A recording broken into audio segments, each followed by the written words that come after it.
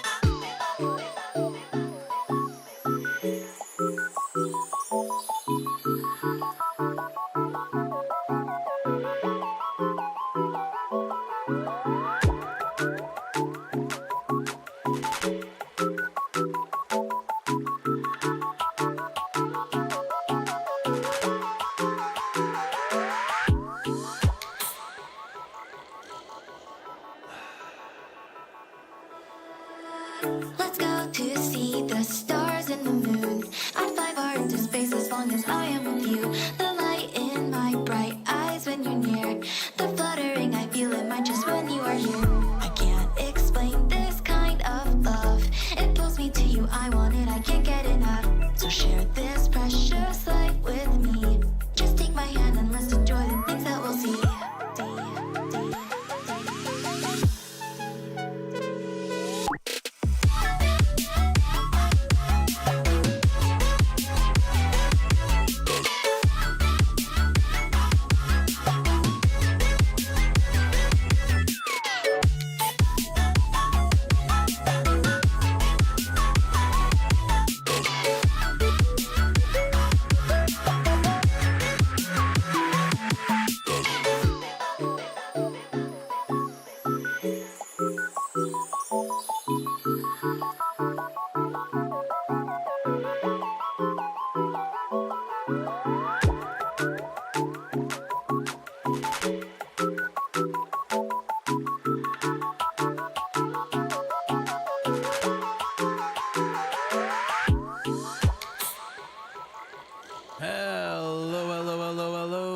Welcome back to another stream. I hope you're having a magnificent Monday. Appreciate the compliments on the art, Tony.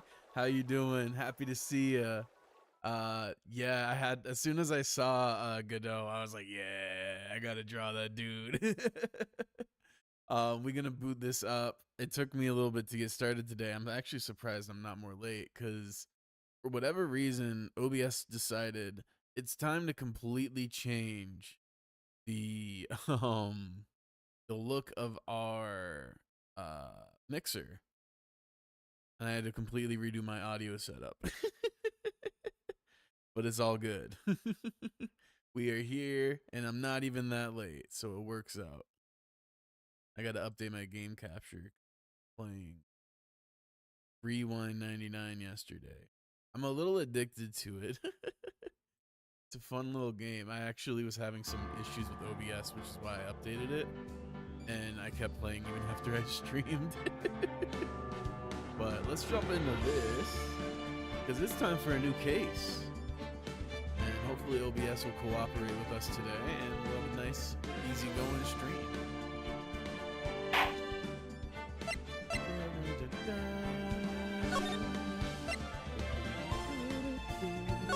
I love this theme song in the beginning.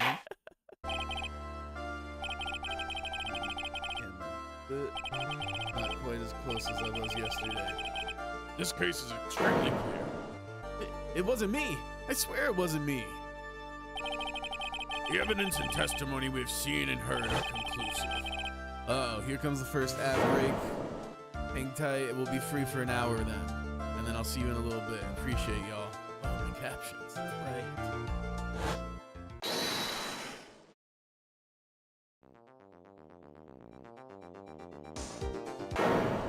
I saw someone else there. Man, he's the real killer. Oh yeah, and this person kind of looks like Phoenix. I don't think it is, but we got a bit of a doppelganger situation going on.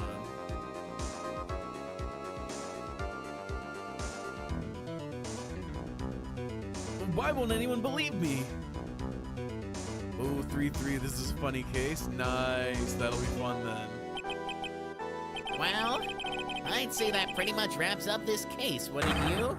Phoenix being the murderer again. This dude just keeps being suspicious. Guilty. Oh shit. This court is adjourned. Bro just always finding himself in hot water. January 6th, 10:03 a.m. Wright & Co. Law Offices.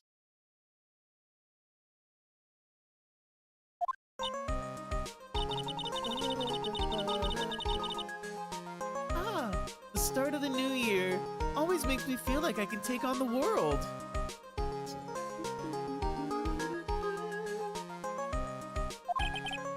I bet it does, Maya. So, I've decided that our resolution should be, Zvari, take on the world. Oh god, no, don't start getting influenced by this bad guy. What do you think? Sure, whatever, Maya. But I think maybe you've had more than enough mistletoe cake. Mistletoe cake? Hold up, you can eat mistletoe? What the fuck? Never! You've got to eat lots of cake during the new year. It's practically a tradition. It's like watching the fireworks or on TV or playing a board game. Hey, pal! Detective Gumshoe. Happy New Year, Detective. Likewise. Now listen up, right? I wanna... Here's to another fruitful year of lawyer-police cooperation. Yeah, me too. All right, pal. You got some explaining to do. Have you got a holiday present for me, Detective? A what? Well, here, have this. It's really nothing much, but you can make anything out of cake, something as weird as soccer leaves. Yeah, that's true. You can get pretty wild with it. I wonder, like, how much of the mistletoe they're eating. Do they, just soak it in syrup or something to flavor it, or are they, actually eating the leaves? What? Well, here, have this. It's really nothing much, but... Yay, thanks! Look, pal, we need to have a talk. Take a seat. Hey, what about Pearly? You haven't forgotten her present, have you? No, I mean, yes. I mean, no. Are you doing this on purpose? Guess I'm busted. How did you like my first practical joke of the year? Damn. Very funny, pal. Now let's see how funny you think it is when I show you this. What is it? A magazine? Hey, I want to see. Deadly poisoning brings guilty verdict. Defense attorney Wright trounced? Trounced? Let me see that. The defense attorney gave an almost childishly amateur performance yesterday. Hey, welcome back from the ad break, everyone. Appreciate you hanging tight through that. We're free for an hour now. What the heck is this? It's a report, pal, about you. Listen to this. Mr. Wright must take full responsibility for the ruling in this case. Well, don't tell me you don't remember anything about it. But I don't remember anything about it. When was that issue from anyway? December of last year, which I guess makes it last month.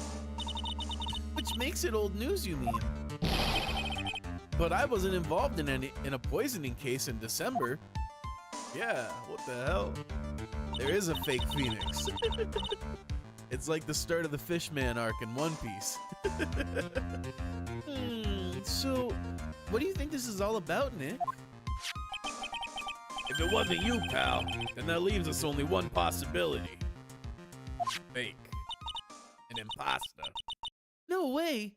You don't mean a phony Nick? Fake Phoenix losing to pain too. Embarrassing. Putting our name to shame. How dare they? Oh, too far. This must be Gumshoe's idea of a joke. Guess he's starting the year off with one too. I don't know about that. This is weird. I mean, I think I would assume this is a joke too. So, what are you gonna do about it, pal? What do you mean, what am I gonna do about it? Well, it's your fault the judge found the defendant guilty in this case. My fault? How do you figure that? Because the Phoenix Wright is super famous now. Well, maybe only sort of. I was wondering if he's starting to get a little bit of acclaim for all these cases. 'Cause these are all like high profile cases, pretty back to back. Yeah, see what happens when you hotshots start getting too full of yourselves. But I didn't do anything wrong. At least, not that I can remember. You better make this right, pal. Now. And that means taking the case back to court. Got it? Sounds like we've got our first case of the new year. Let's tackle it with gusto. I don't know. The judge already issued a guilty verdict once in this case. It's not going to be easy to get it overturned. I guess that New Year's resolution is going to have to wait till next year. So you're taking the case, right? Good. I'm going to head over to the courthouse then. After that, I'll go back to the precinct. Drop by if you need something, okay, pal? Who is this fake Phoenix? I guess people are starting to know the name Phoenix Wright. If a client entrusted a case to me based on my reputation, I guess I kinda am responsible. But why would someone want to impersonate me? What sort of a guy would do that? It's a great question. They better have a fake Maya too. Oh my god, that'd be so funny. They even got like a fake Gumshoe. I'd die. Oh, that's too funny. I don't think I'm that stuck. Let's go to Criminal Affairs Department. Excuse me. January 6th, Police Station, Criminal Affairs Department. It's been ages since we came down to the precinct, huh, Nick? Looks like Gumshoe isn't around. He's got it so easy, leaving everyone else to do the work. No, he's out there somewhere. My bet is on the courthouse. He's probably trying to arrange the retrial of this case. Guess that means we should go to the detention center and chat with our killer, huh? After being convicted without a fair trial, I'm not sure killer is the right label. Okay, so nothing here yet. Let's go to the center. I wonder if they're gonna clock that we're the real Phoenix and that they hired a phony or not. Or they're just gonna be like, what did you do? You fucked up so bad. All right, let's find out. January 6th, detention center, visitor's room. It's so nerve-wracking, waiting to meet our new client. I wonder just what kind of person you tricked and got found guilty. Keep it down, Maya. That kind of talk could ruin me. How could you, Mr. Wright? How could you do this to me? They put me in solitary. I haven't been able to stop crying. Aren't you? Yes, I am. I'm totally and utterly let down. Ah, are you? Don't pretend you don't know me. It's Maggie, remember? Maggie Bird. Maggie Bird. Ah. Maggie Bird. She's the policewoman I defended that one time. Wait, I do kind of remember that. Vaguely. She was accused of murdering her lover. He was a cop too.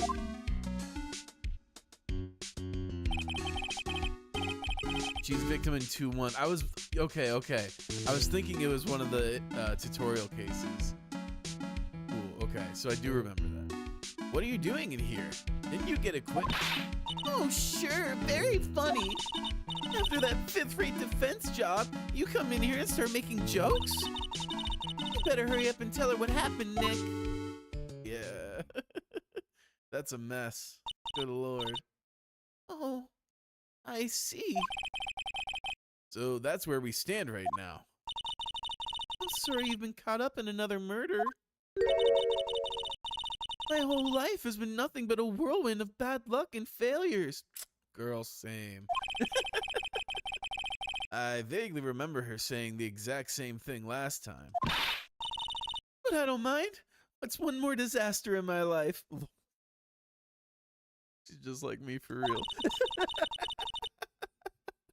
At least now, the real Mr. Right is here with me. I won't let the world keep me down, sir. Oh, damn. How could I forget about her? So, how come you're dressed like that, Maggie? Last year, you looked so sharp in that policewoman uniform. I was fired after that incident last year. Oh, I'm sorry. It's okay. I don't mind one bit. I enjoyed being on the force, but I think it was time for me to move on. So, what do you do now? In the second act of The Life of Maggie Bird, I'm playing the role of a waitress. A waitress? Yes, in a French restaurant. It's a small place, but it's quite fashionable. Honestly, that don't seem like a bad gig. Working at a nice little small restaurant like that. Hopefully your boss is good. My charming smile and shapely figure came through for me. And the owner, Mr. Armstrong, hired me straight away, sir. Oh no, sounds like the owner's a creep. You gotta wonder how the fake Phoenix looks to have fooled everyone. Imagine if he was in like a Temu S outfit. Yeah. It's like the wrong shade of blue and like super ill-fitting.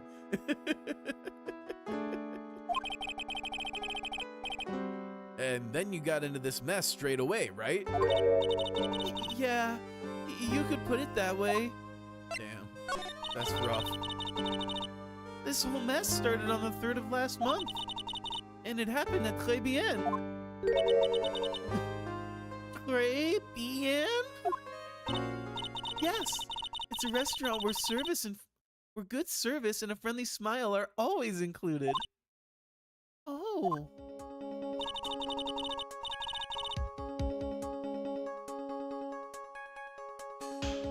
I'm really like, some of these songs didn't really hit me that hard at first, but after you've heard them a few times, it starts to kind of get you hyped. There were two men drinking at the table, both drinking coffee. And then the other one checked the power levels, and it was over 9,000.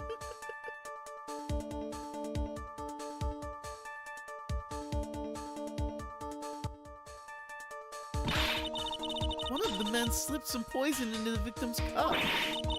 The victim took just one sip and was gasping for air. I was so shocked I passed out. Hey, hold on there, Maggie. What? French name. In the French versions, the name and owner was changed to Italian. Lol. Oh, okay, okay. You keep calling the guy the victim. Had a friend go through it and tell me it was funny. Yeah, I wonder what the have them added yet. But I wonder what the Italian name was. The Italian version. I wonder what all the different localizations are, how many times they changed it. Stuff like that's really fun. Like sometimes it's bad too. I always think of like when I think of localizations, I always think of the infamous donut onigiri from Pokemon. Oh man. I love stuff like that. I always think it's so funny. You keep calling the guy the victim. Didn't you know the guy who was killed? Not at all. I've never even seen the guy before. Oh. So she wouldn't have had motive to kill him then, I guess. And the other man, the killer, you saw him, right? Of course. A good waitress must be attentive to the clientele. This has got to be the fake Phoenix, right? just based on the shadow. So you saw the killer, but you were found guilty of the crime anyway? How come? You tell me, Mr. Wright. I guess the answer to my question is my phony. Anyway, she saw the killer. Better see if I can get a description of the guy. So, if you saw the murderer, why were you still convicted? Because no one else saw. Saw what? The other man, the one who put the poison in the victim's coffee. Everyone testified that way. Mr. Armstrong, the customer. Everyone. The victim was sitting alone at his table the whole time. But how's that possible? I don't know. But nobody, not one person would believe me, sir. Even Phoenix Wright, my one last hope for a fair trial, failed me. What a pathetic defense. My granny would have done a better job. Look, that wasn't me, okay? And then, I found something a bit incriminating in my apron pocket. The name puns are probably really good in other languages as well.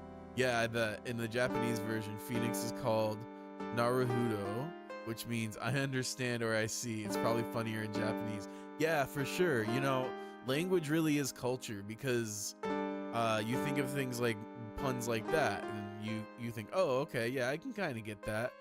But the more you look into it, you start to understand the culture behind why that's funny.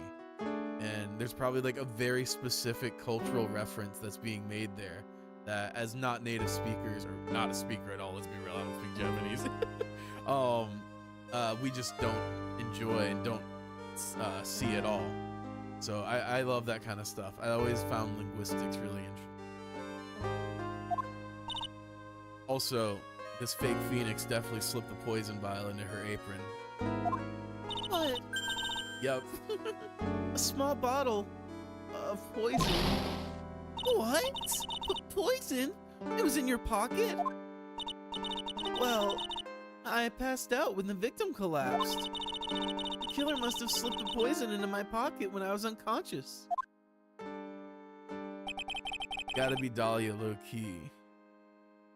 Maybe. I mean, it does fit her motif. That's a good point. I didn't think about that. Dahlia is the fake Phoenix. She's bulked up since we last saw her. And no one else saw this other guy. No, sir. That's what everyone said, but I don't see how they could have missed him. The other guy. I was the one who took the coffee to the two men. Oh. And what was your impression of them? Well, when I first saw them, I kind of thought they might be in the music industry. It has been 5 years, so yeah, she clearly went through an identity crisis and came back with revenge. Definitely. She got on those good steroids and bulked the fuck up, ready for revenge.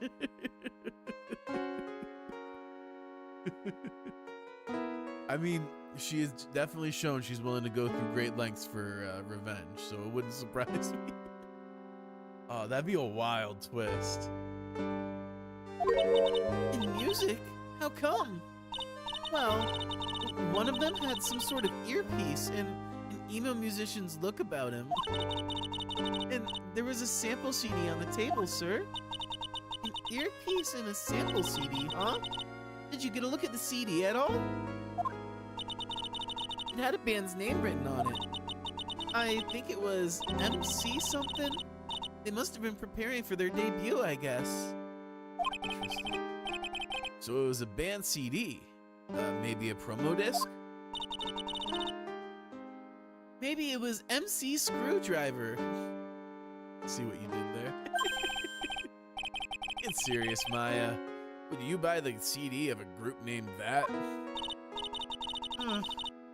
What was the name of that group again? MC Hacksaw? No. MC... Is it MC Hammer? And what about the killer? What did he look like? Well, I don't really remember. Only that he was a young man, well built like the victim, really.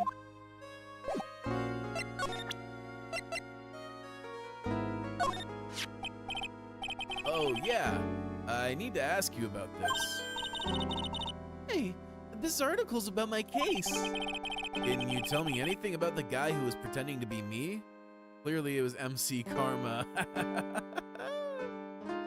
That'd be funny if it was secretly Von Karma's debut album.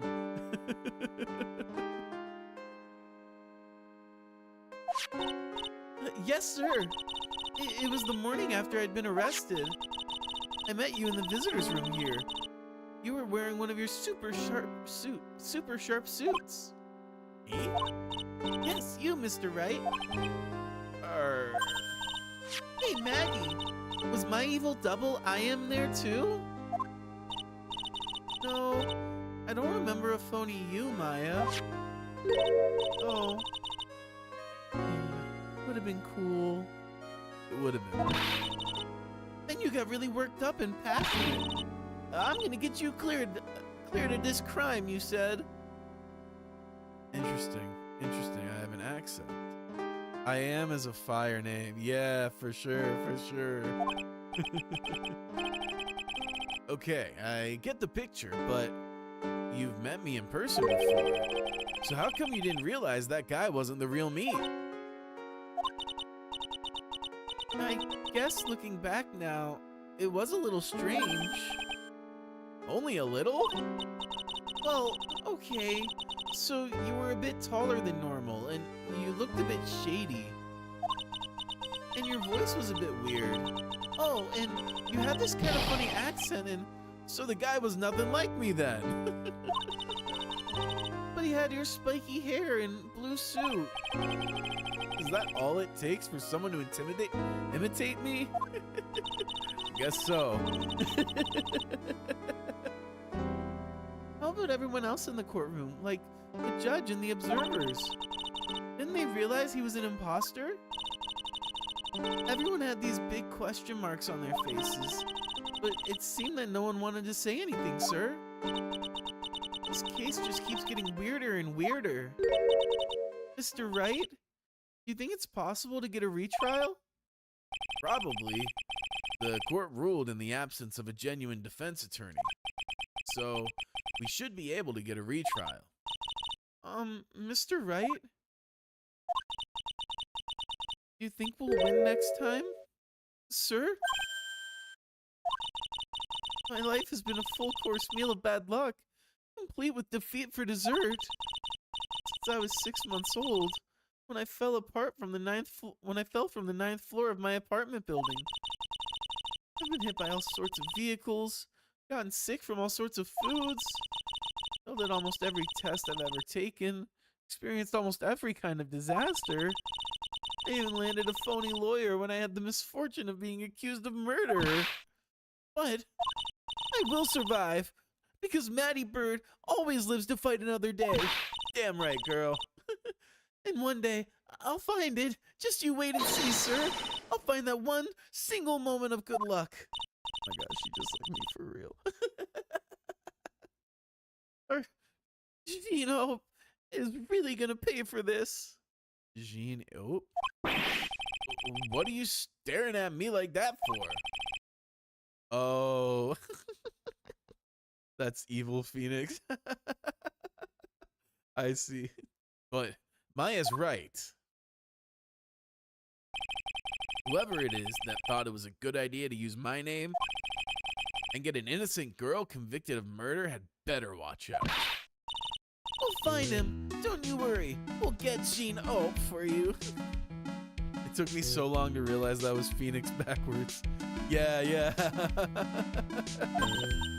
I remember she mentioned that. I think she mentioned that at some point in the last case at the end. She made a joke about a Maya doppelganger. Because I remember seeing I am spelled like that before recently.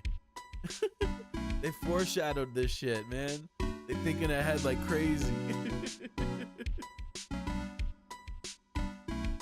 Oops. Great. Right. The restaurant where the murder took place. Yes, sir. When you go, please tell Mr. Armstrong I said hi. Sure, all right. Nick, let's go check out this restaurant. And its food. Yeah. All right, let's move. Make sure.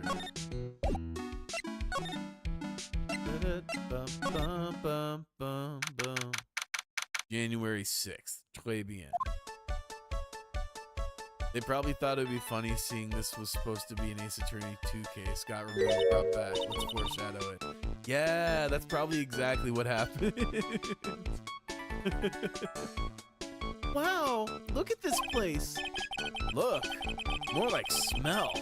What's with the suffocating scent of flowers in here? Then again, girls like that kind of thing, right?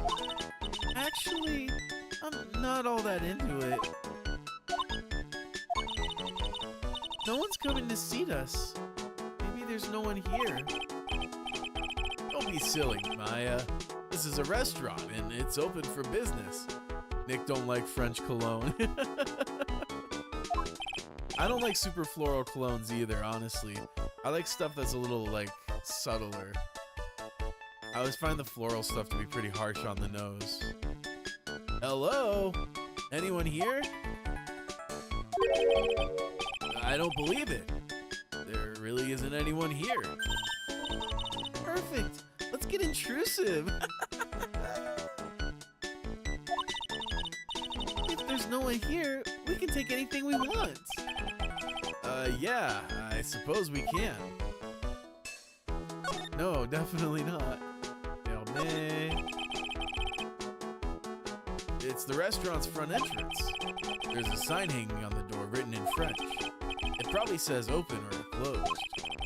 It must be one or the other. I don't know which, since I don't know Jacques about French. It says closed from this side. It's a rack full of fashion magazines. They're all in French. Ooh, why don't you try wearing something a bit more chic sometime, huh, Maya? Yeah, I guess I could. I'm always in my acolyte clothes, aren't I? It'd be fun to wear normal clothes every now and then. There's something stuffed behind the rack. Oh yeah, a little newspaper. Looks like a sports paper to me. Hey, and look at this. Someone scribbled a little doodle on one of the pages. MC Bomber. Aha. MC Bomber. And 1, 2, 3, 4, 5 zeros. $100,000? Maybe? I wonder what MC Bomber is supposed to be. This paper. It's from December 3rd. This paper's from the day of the poisoning. What? Interesting. A paper from the day of the murder. This has got to be a clue. I should see if I can find out some more about this paper. I don't know anything about bands, but I doubt they'd be that expensive. Yeah, it depends on the band, honestly. If it's like a A-lister, like from Hollywood, you're probably looking at like 1 to 300K. If you're looking for like B-lister rock band, like a band that's big in like the punk scene right now, for example, you're probably more like 10 to 30K. It all depends, but it can be pretty expensive, honestly. It's pretty wild. But that's why you should support local music, because there's just as talented musicians in your city who only cost pennies to see, sometimes free. I should see if I can find out some more about this paper.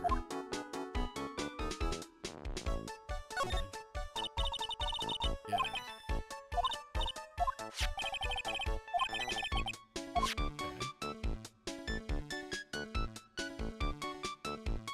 I like this little jingle. Look at all the little trinkets tucked away in here. I bet Mr. Armstrong collected all of these personally. Let's see. a bouquet of flowers, some potpourri, and look, fine bone china cups. I never knew you were so cultured. Come on, Maya. This is common knowledge.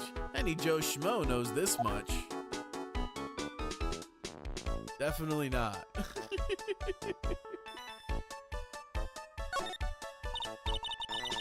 Look, it's one of those magical boxes that spits out money. You know, you're the only person who would ever describe a cash register in that way. Yeah, for real.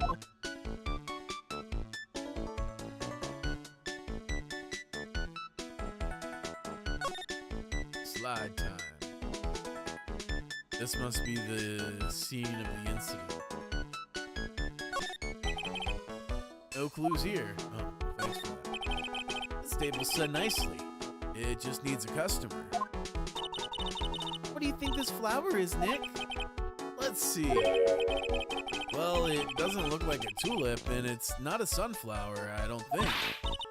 Duh. Even I could have told you that. Well, those are the only kinds of flowers I know. Nabbit, I'm a lawyer, not a botanist.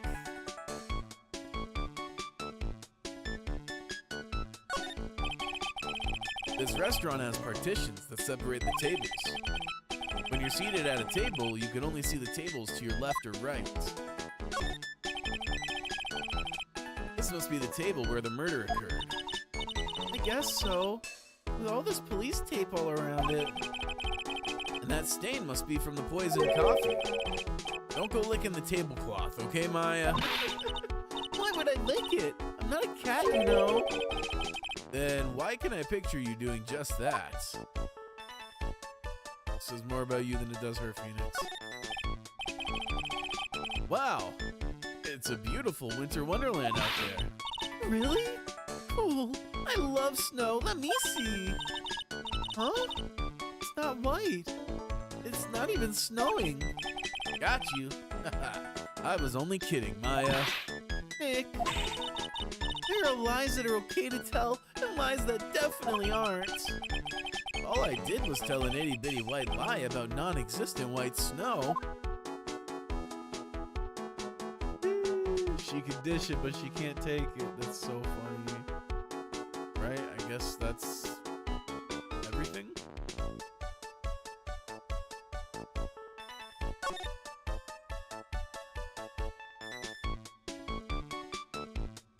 I guess so.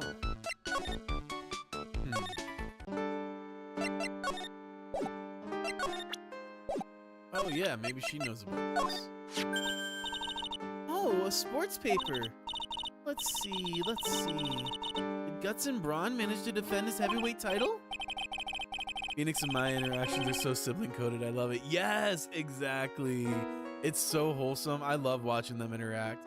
Especially when they talk about the first Steel Samurai case, when they talk about watching it together. It was so wholesome. I love their relationship.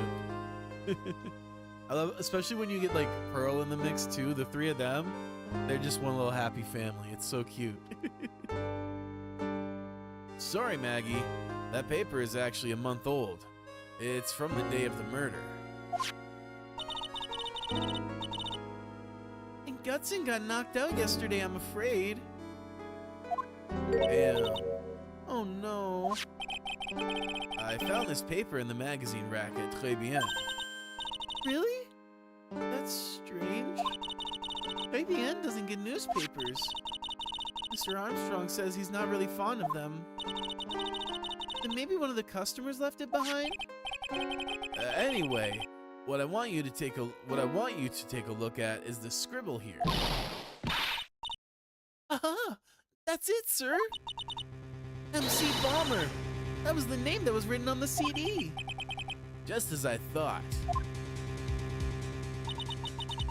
I guess it wasn't MC Screwdriver after all, huh? So, that $100,000 must be a down payment for a record deal, right? I don't know about that. I mean, again, like, if you're booking an A-list, super premier artist for like a private event, they might charge 100 to 300 grand. mostly because they fucking hate doing it, so they set the price to deter people. But that's a fat signing bonus, especially for nowadays.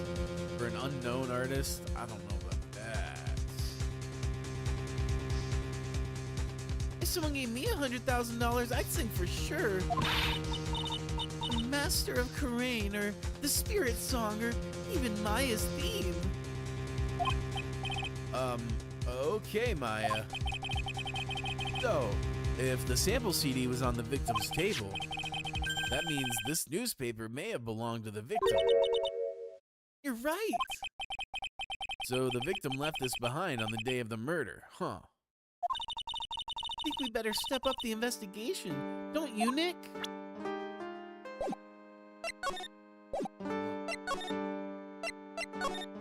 Let's go back here. Aha! I had a feeling. January 6th. Très bien. Oh la la! Bonjour! Welcome to La Très Bien! Oh, hello? What happened to Maya? She's frozen stiff. Bienvenue! Welcome to my petit restaurant! Huh? B Avenue? Oh non, ma petit chouloup! Huh? Me? Look at his face, like kid rejected by his own mother. You are fatigued, no? Fatigué? Alors, you need this. An aromatic pass sur le mélange of la Neroli et la rose. My personal recommendation. You think I need what? Oui, oui. Just a couple drops of this mixture to la water bath, and voila. It will soothe your body and your mind. It's simply fantastic. Really? And for la monsieur. Who? Me? Look at that face. Like a puppy rejected by life itself. You are fatigued, no? For you, monsieur, I recommend this. Oil of bergamot, and maybe a hint of oui oui. I will add la peppermint and la clary sage for a fragrance exceptional. Such an invigorating recipe will bring you out your delicious beauty, monsieur. My beauty? Alors, if you will be seated, I will bring you la special menu of the day. Actually, we're not here to eat. We're lawyers. Mais monsieur, I know this already, monsieur. You are La Phoenix, right, no?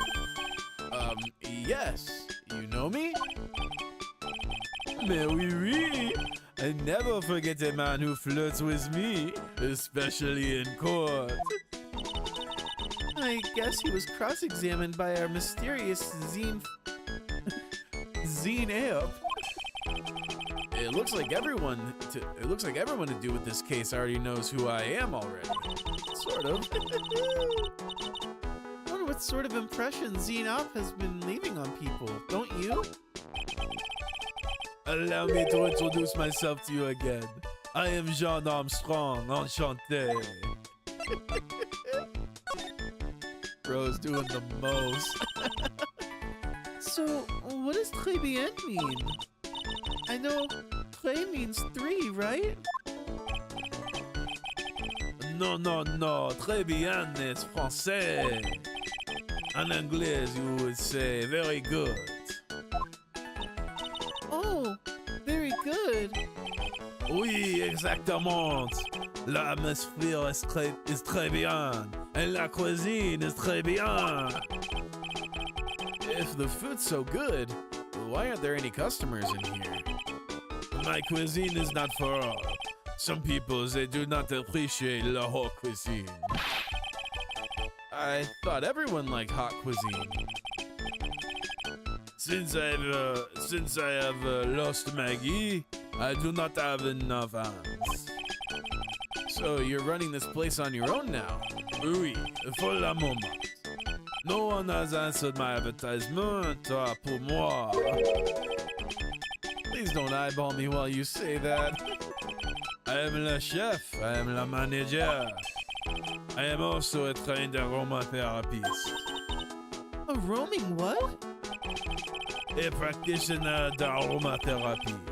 L'art of soothing la soul with the delicate floral aromas. Delicate? The smell coming from that bottle earlier was anything but. So, could you tell me what you know about the incident? Bien. It makes me sad to remember it, yet I remember it so well. More than a month has passed since it happened. Yeah, I guess it's been about a month since Maggie's sentencing. So, it was the 3rd of last month, just after 1 in the afternoon. A man who was in here for a coffee suddenly became ill. Because of the poison in his... Oh, because of the poison in his coffee? That is la truth, as I know it. It was Maggie who took his drink to him. I was in la kitchen. I heard the sound of someone collapsing. When I came out to see what it was, he was already slumped in his chair. Who's dead? Oh dear, oui, he was dead. Maggie had passed out also. And this man who died, was he alone? Oui, monsieur. All alone. I know that Maggie said there was someone else there, but... I see. La police, they asked me many times. Are you sure there was no one else at the table, they asked. But I am not the only one. The old man said the same thing. His accent is such a mess. Old man? What old man?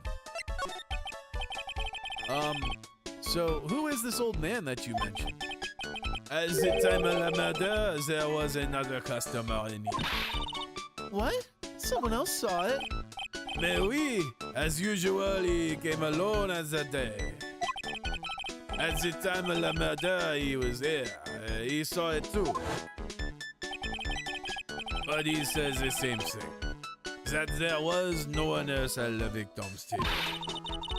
But Maggie swears there were 2 people. Mais, mademoiselle, the lawyer, he could not prove this, no? About the lawyer. That was me, I suppose? Mais bien sûr. Wow, he's the person who said it wasn't me. Wow, he's the first person who said it wasn't me. Don't kid yourself, Nick.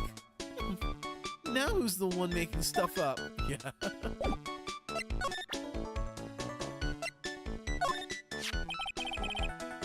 I am not a lawyer myself. I do not wish to speak out of turn. But your defense in court that day was a little, how you say, lacking perhaps? Even a Frenchman who cannot speak any English could have done a better job. You were very cool, sir. Ooh, oui, so handsome. Oh, I wondered just how bad the defense could have been. Every time you open your mouth, the whole court is stirred. Oh man, that is something I don't want to imagine. We found the sports paper in the magazine rack here. One of my customers must have left it behind. Do you have any idea which customer it was? The only ideas I have, mademoiselle, I save for my kitchen. Please, monsieur, there is no need to show me that. You are mon Phoenix, right? The worst defense attorney in town. Oh no. I think I can imagine how he formed his completely wrong impression of me.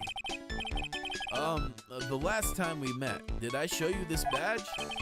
Oui, you flashed it to everyone in la restaurant.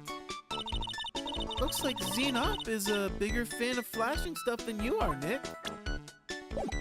Okay, so that's all we got out of this.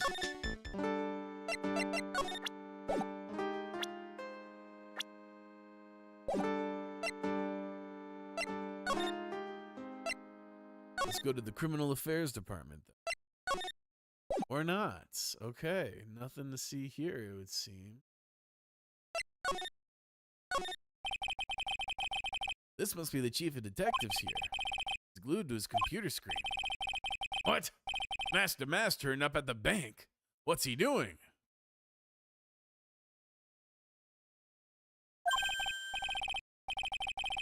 Hands up, you scallywags. You're under arrest. Hey, that's our job. Looks like Rhonda Lights opted for a new career. Quit surfing the net, Chief. Sorry, I was just, Things feel pretty tense in here. That must be one of the detectives. He's mumbling something to himself. Don't die running a red light. Die the old-fashioned way. Old age. We have a winner. Inject a bit of humor, that's the key. He must be coming up with slogans for a safety campaign. Yes. My theory is he's writing a book. Hey, that's the police mascot, isn't it? It's so cute.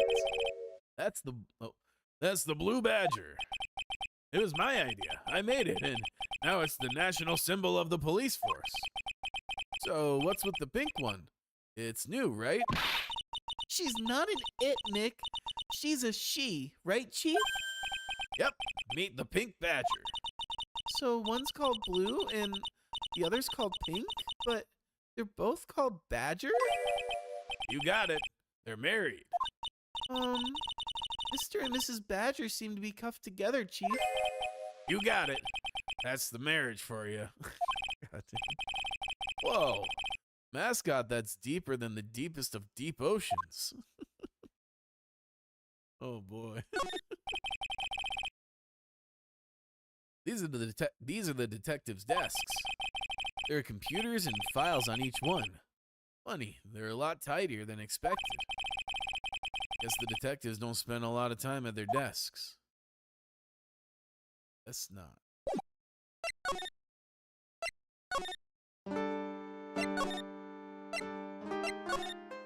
Let's present some profiles. Maggie was a policewoman once, n'est-ce pas? Yes, but she had to quit for, reasons beyond her control. Oui, oui. She was la suspect in la murder investigation, no?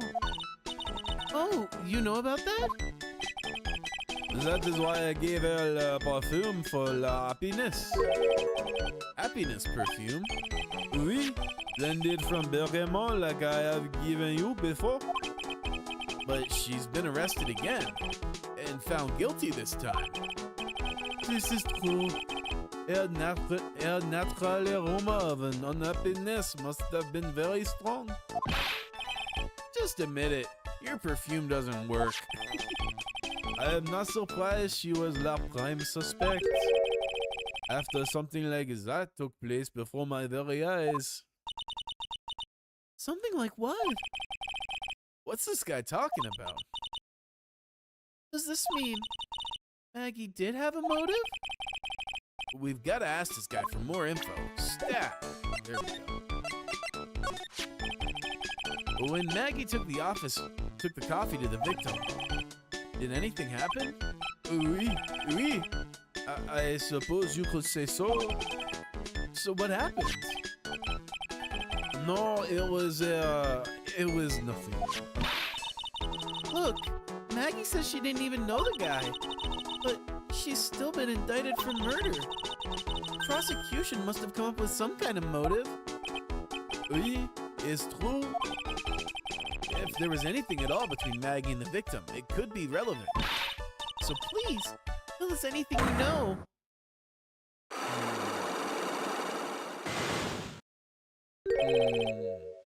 Psyche locks? No way. What are we gonna do, Nick? We'll just have to... What the? What's wrong? The Magatama. It's gone. Huh? I had it in my pocket, but it vanished into thin air. What?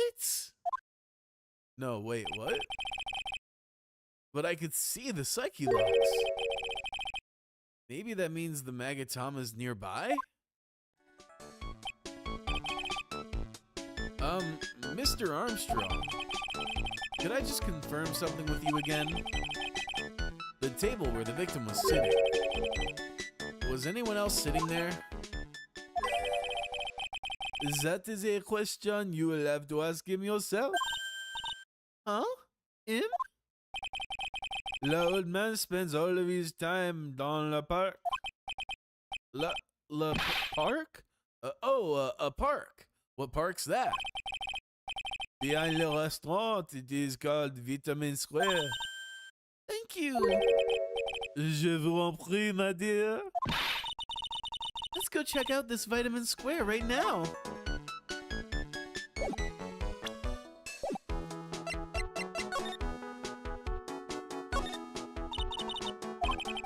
What happened to my Magatama?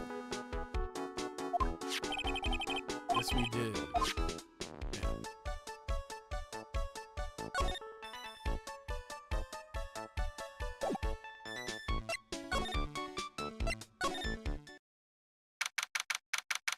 January 6th, Vitamin Square. So this is Vitamin Square. Yeah, I see where they get the name from now. The fruit screams vitamins at you. Hey, Nick. That's the guy, right? Isn't that the old man Mr. Armstrong was talking about? That grouchy looking grandpa? He's throwing seeds out for the pigeons. Maya, he's not throwing seeds for them. He's throwing seeds at them. The hell? Oh, wow.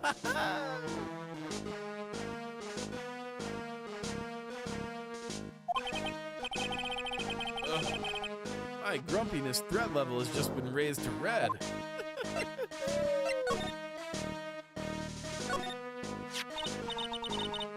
Ooh, there's a magazine here. It's a magazine full of job listings. You disgusting rogue! Picking up something someone else threw away. Threw away? Did you throw this away? Are you looking for a job? That's none of your business. Sorry, I guess I'll just take the magazine with me then. I don't want anyone else having it. Give it back. Too bad. Now that you want it so bad, I don't want to give it up. Interesting. Hey, that's mine. Looking at this orange reminds me. Of what? Hey, you're supposed to eat a lot of them to ward off colds in the winter. You can have fun during the holidays if you're sick in bed, you know. You don't have to tell me twice.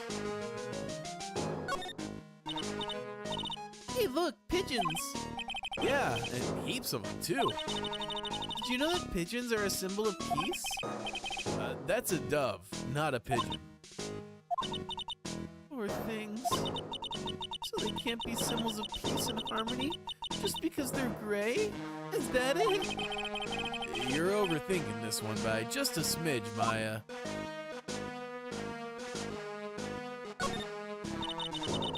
This place is so fruity.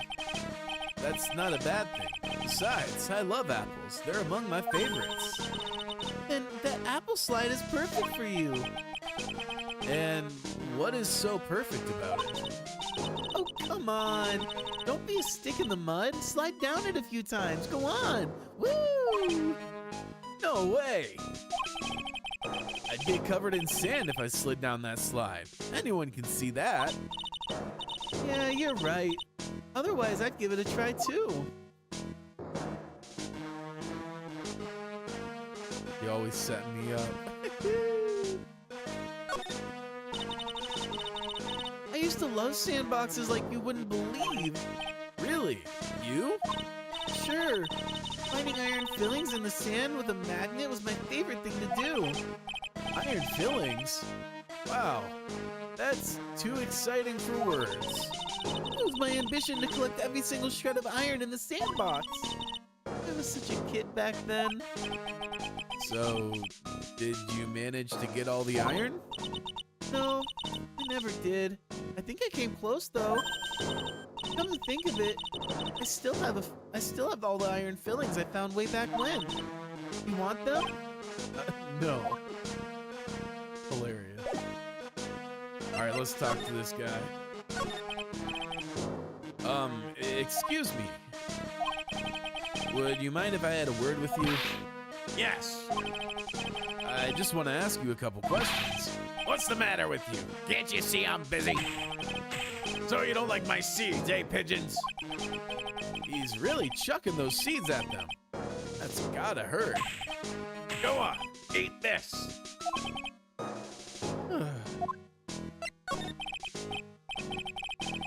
Excuse me, sir. Can I ask you about Maggie Bird? I don't know any Maggie Bird. Yes, you do. Maggie, the waitress at Trebian.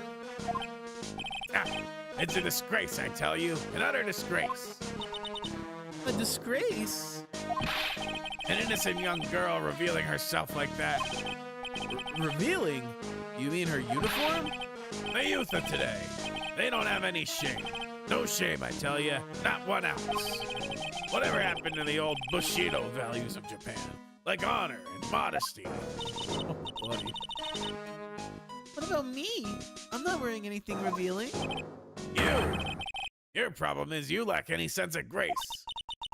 Talk about hitting a girl where it hurts. Do you go to Très Bien a lot? Huh. That miserable excuse for a restaurant. That garbage they serve in there is not food. Where's the sushi, the tempura, the rice? Très Bien is a French restaurant, sir. Where do you think we are, boy? In Paris? I want real food, not those snooty snacks. And what about those shameless girls? You mean the waitresses? You can see all the way up to there. There. Yes, the waitresses. They're practically naked. It's a disgrace, isn't it? Well, isn't it? Listen, it's not my restaurant. Ha! It's miserable excuse for a restaurant, that place. Miserable. He certainly knows the place. He must be a regular. But if he hates it so much, why does he keep going? Are you a regular at that restaurant, sir? It's just, if you dislike it so much, why would you keep going there? Sir? There you are, you filthy pigeons. You want food? Take that. He must be hiding something, right? If he is, I should be able to see a psyche lock or two. Oh, wait. I don't exactly have the Magatama right now, huh? Remember, Nick, that Magatama is only on loan. You better find it or else. If Pearls ever gets wind of this, I'm gonna be in a world of pain.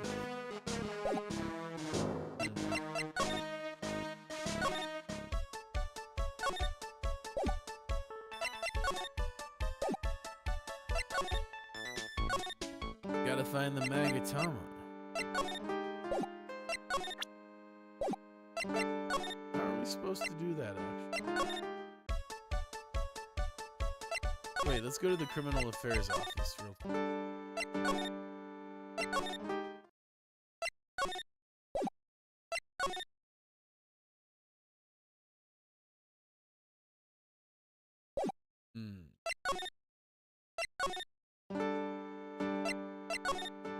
Not that there's really anything worth examining here.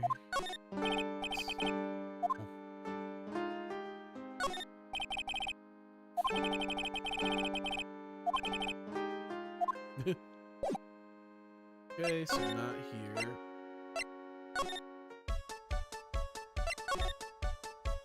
What about our off?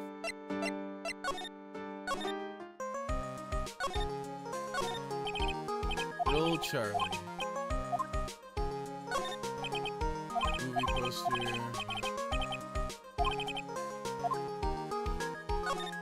Intimidating books.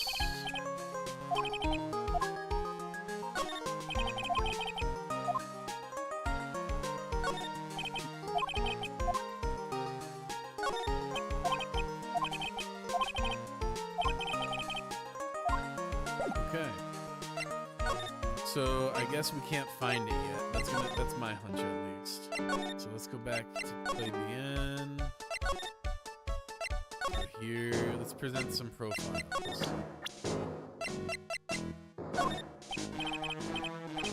Excuse me, sir. Could I just ask you about this? Sir?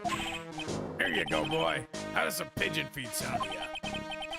This wasn't exactly what I was hoping to get out of this guy. Excuse me, sir. Could I just ask you about this? Okay, so that's not gonna move.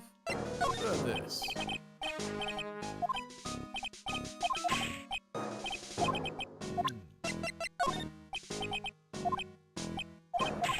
Nope.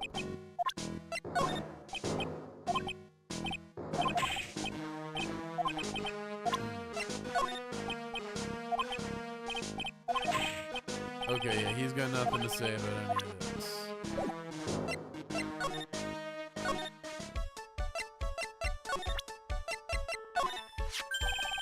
Mademoiselle? Mademoiselle? Yes? Are you looking for a job? What? No. I was just... Let me see. Your style is a bit different, but you have a good face. different. Felicitations! You have passed. I will hire you. Viens, come with me. I will teach you everything I know. Nick, help! I don't know whether to laugh or feel bad for Maya. Maybe I should do both. Both is good.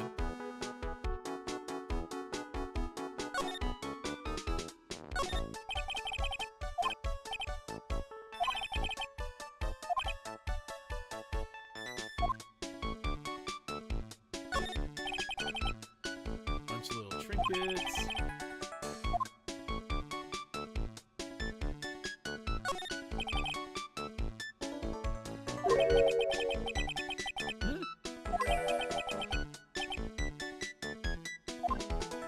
Damn.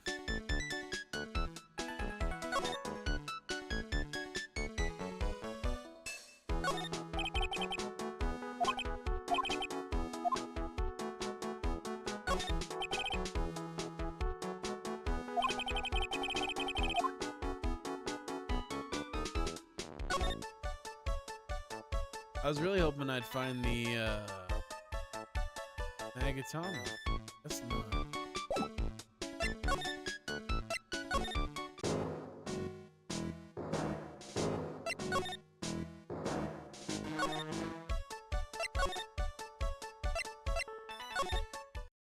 Oh, here we go. January 6th, Detention Center, Visitors Room. Looks like they have Maggie in questioning. I guess I've asked her pretty much everything. I'll come back if there's anything else I need to ask her later.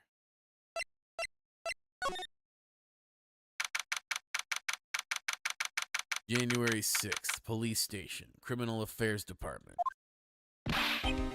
Well, pal, have you found the evidence yet? The one that's gonna find her innocent. No, not yet. We've only just started our investigation. Well, whatever you need to know, I'll give you the dirt on it, okay? I'm putting off all my other cases for now, pal. Gumshoe's really fired up about this. Oh yeah, one more thing. The retrial's been approved. Court's sitting at 10 a.m. tomorrow. Godot's gonna be the prosecutor. Oh. Him. Now listen up, pal.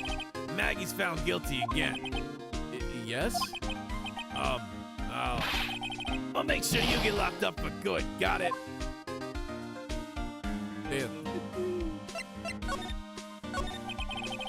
So the guilty party was Maggie Bird, huh? Yeah. Back when she was on the police force, you were her mentor when she was a rookie, right? Yeah, I kept a close eye on her. I mean, not too close, you know? What'd you miss? You missed a good chunk of the investigation. We went to Très Bien. Maya got a part-time job. But we rolling on. We cooking. It feels like we were getting close to the end of the investigation, so we might do 2 sections today. We'll see.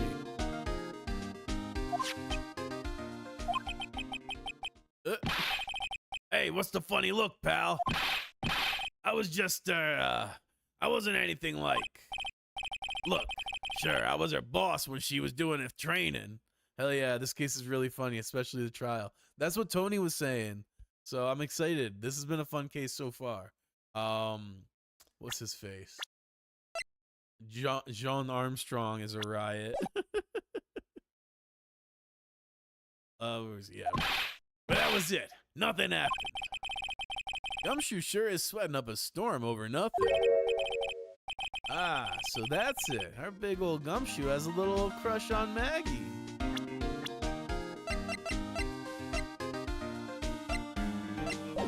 It's a big gap.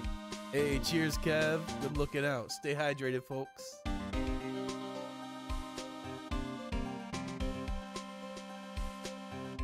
Well, it's quite the gap, but I suppose they're adults. That's between them. I don't like her or anything. I was, He ain't Max, so he's safe. Yeah, yeah. And like, she's 23 at least. Like, she is a grown woman. It's quite the age gap. But hey, it's their business. They adults. Note to self: gossip with Maya about this later. Oh, big time. Look, pal, don't tell anyone, okay? You gotta keep it a secret. Got it? Sure. And would you mind not guessing what I'm thinking all the time? Hey, tell your face, pal, not me. You'd have to be blind not to see what's on your mind. So, I was wondering, could you fill me in on the victim? Glenn L. He was a computer programmer. I see, a programmer. He was just a regular Joe working for some small-time computer firm. Maggie never had any contact with the guy before that day. And all she did was take him his coffee on the day of the murder, pal. Yeah, and Maggie also claimed to have never seen the guy before. Did the victim go to the restaurant often? Not according to the chef. He said it was the first time he seen the guy. A programmer, and a first-time customer at that. What possible reason could Maggie have had to kill a guy like that? That's what I thought. But a motive was still somehow established in a trial. You're kidding! What was her supposed motive? Sorry, pal. I'm real busy. I haven't even got enough time to sift through these papers. Look into it yourself, okay, pal? What could this motive have been? This isn't really a proper investigation. I'm kind of working on it by myself. Oh, that's right. The judge already ruled on the case, and all the evidence is in already. The only problem is with Maggie's testimony. Yeah, it doesn't sound very good for us, huh? Look, pal, I got a mountain of papers on this case to look over before tomorrow. So I'm just gonna say this. Maggie Bird's no liar. She's... Okay, so she's a bit out there and a bit off base sometimes. She was a good cop. That's not exactly complimentary, you know. So, what do you think really happened? And just how contradictory is her testimony? The biggest problem with Maggie's testimony is the number of people at the table. Yeah, my thoughts exactly. Maggie still insists there was another guy sitting with the victim. Right, but get this. Everyone else in the place says the guy was alone, even the chef. And then there's that CD. CD? Oh yeah, she did mention something about a CD. And there was a sample CD on the table, sir. But our guys turned up that place upside down. There was no CD. What? Not on the table, not anywhere in the courthouse. A restaurant, pal. Courthouse. But didn't Maggie say the victim was wearing an earpiece too? Yeah, but that was for the portable radio in the front pocket of his hoodie. A radio? He didn't have a CD player? You got it. Your phony never explained that contradiction at all. Come to think of it, the owner of Très Bien didn't mention that CD either. I don't know why, but I get the feeling Mr. Armstrong's got something to hide.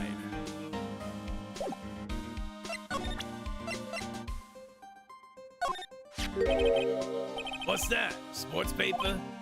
Yeah, I found it in the magazine rack at Très Bien. It's dated the same day as the murder. You might be onto something here. And take a look at this. See this writing here? MC Bomber. Hey, What is it? I've heard that name somewhere before. Yeah, MC Bomber. Wow, he actually seems to be thinking for once. Ah, it's no good. Can't remember. And he goes back to being Gumshoe we all know and love. Hey, pal, I'm gonna borrow this paper for a bit, okay? I want to get a handwriting analysis done on this script. Handwriting, huh? It'd be good to know more about that in any case. Thanks, pal. I bet this'll turn out to be an interesting clue. Okay. What do you make of this? Sorry, pal. All I can think about is Maggie at the moment. No, I didn't mean it like that. I meant, You don't have to explain. Really. Alright. So let's go back to Très Bien. Ba, ba, ba, ba. Or not.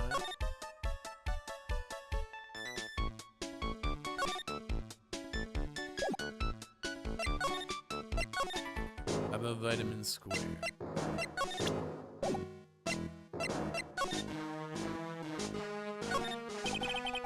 Pigeons are so busy pecking at the seeds, they don't even notice anything. Seeing those birds eat with such intense focus reminds me of Maya when she's scarfing down a burger. You don't see many parks like this anymore. What a great place for kids to play. Yeah, honestly, this seems like a dope park. But that old man's the only one here, chucking his seeds at the pigeons. This is where I found that job listing magazine before. Guy like me carrying around a magazine like that gives the wrong impression. I guess I better give it back to the old man once this investigation's over.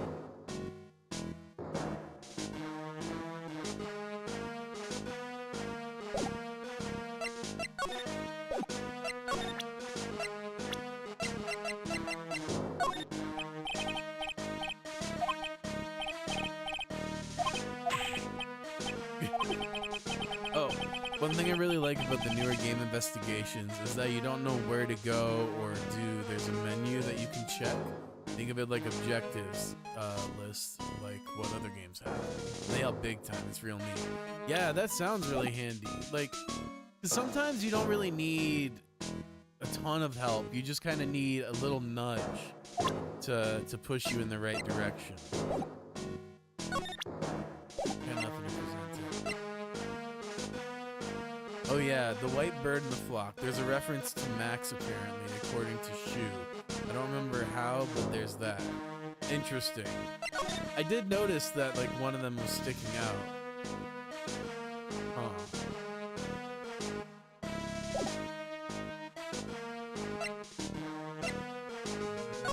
Let's see.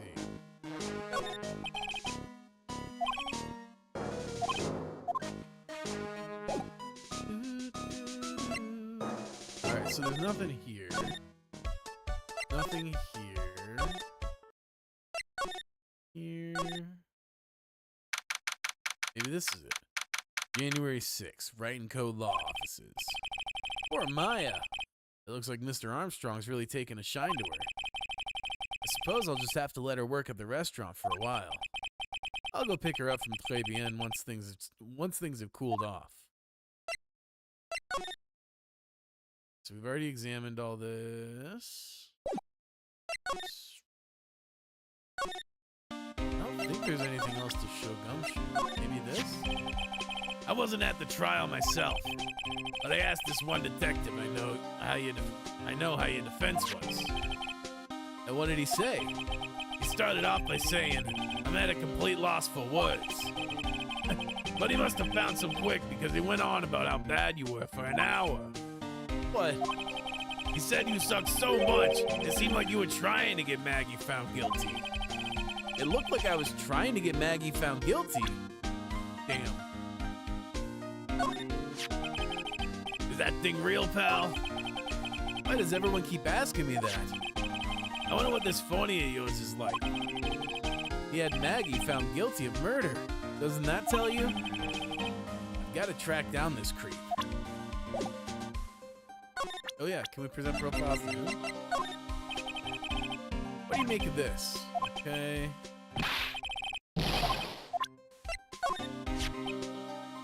The chef at Très Bien, huh?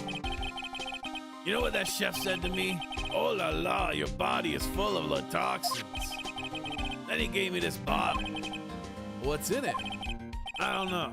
The label says juniper. I'm under orders to put a few drops of it in my bath every day. Make sure to check. Make sure to check talk to in case they ever get updated or something. Yeah, for sure. Yeah, you know, there's something about that lady. Guy. Huh? You can't stop thinking about it? Not like that, pal. Give me a break. He's not my type. I can't stop thinking that he's involved with this somehow. Sounds like he knows a little something more about our charming chef. Indeed. Let's ask about Maggie and then let's check the chats. Have you gone to see Maggie? Of course I have, but I wasn't much good at consoling her. I'm not very good with words. Oh. Yeah, I guess I must have looked a bit down. Maggie was really supportive. It was great to have someone to talk to. Did he go for her or for himself? Alright. Yes. So what exactly is it that So what exactly is it that caught your attention about the chef at Très Bien? It's kinda hard to say. The guy's probably not even connected with the case anyway. Hey, come on, detective. Didn't you say you'd give me the dirt on anything? Well, this sort of stuff is kinda unimportant. Gossipy stuff, you know, pal? Look, how about this? You go to Très Bien and investigate the place yourself. If you find out anything suspicious about the guy, you report back to me, okay? Don't suppose I get a choice in this, huh? Guess I better find out more about the chef and Très Bien, then report back to Gumshoe. Alright. Oops. Très Bien.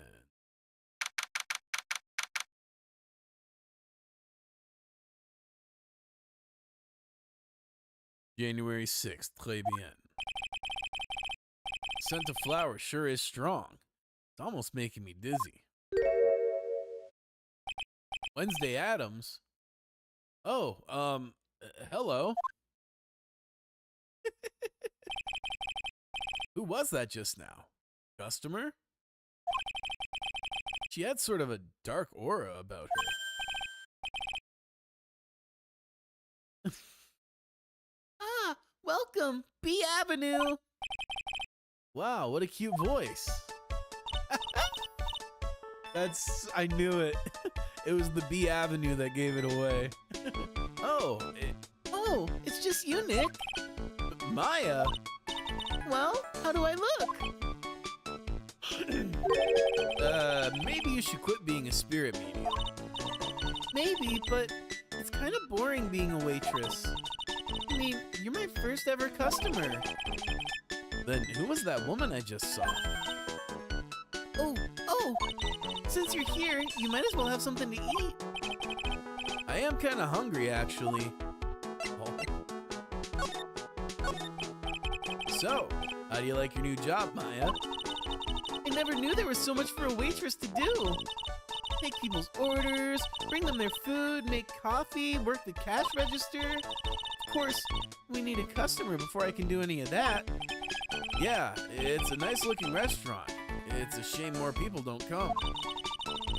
Don't forget the ultra cute waitress. Check out my give me a tip smile. Hey Nick, why don't you order something? The chef's preparing a tasty lunch at the moment, or so he says. How much is it? It's the twin tea set, so it's $20 of course. The twin tea set? I believe I'll be taking a pass on that. It's kind of expensive. What? But you can't. Come on, Nick. It's not every day I get to be a waitress. I want to try carrying plates and working the cash register. How about cleaning the toilets? That should keep you busy. Yeah, right. Maybe later. About the lunch. Oh, a fine choice, sir. No, Kitchen, a lunch special, please. With all the extras, drink, side salad, dessert, and gift. I don't need any of that. Just a moment, please, sir. Maya's really getting into this. So, how much is this set lunch then? $20, huh? With the drink, side salad, and dessert, it's $45. Hey, wait a sec. Maya! Sorry to keep you waiting, sir. Here you are. Deluxe fortified lunch set. Whoa! A dish inspired by lobster and abalone fricassee with a balsamic vinaigrette. Bon appetit! Thanks. She can't get bienvenue, but she can get fricassee? That's so funny. Come on, Nick. Hurry up and try it already. Lobster, huh? All right. Down the hatch it goes. Well, Are you hungry, Maya? I'm starving. Here, it's yours. Really? Remember, Maya, my wallet doesn't print money, so you'd better polish off that plate. I just remembered I've got to clean the toilets. Hey! You can't be in that much of a hurry to clean the toilets. What a waste of perfectly good lobster. Tragic.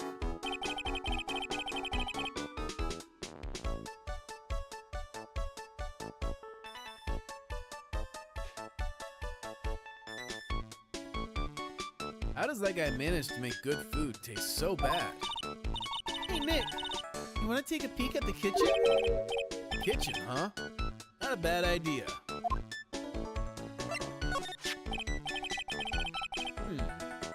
Now, what was it that Maggie said again? In the kitchen, you'll get to see all the chef's greatest secrets. In the kitchen? That sounds tasty. Hey, wait up, Maya! What is it? I'm pretty busy right now. Weren't you gonna show me around? It was my plan to find some cool clue and show it off in your face. I'd better conduct the search in the kitchen myself.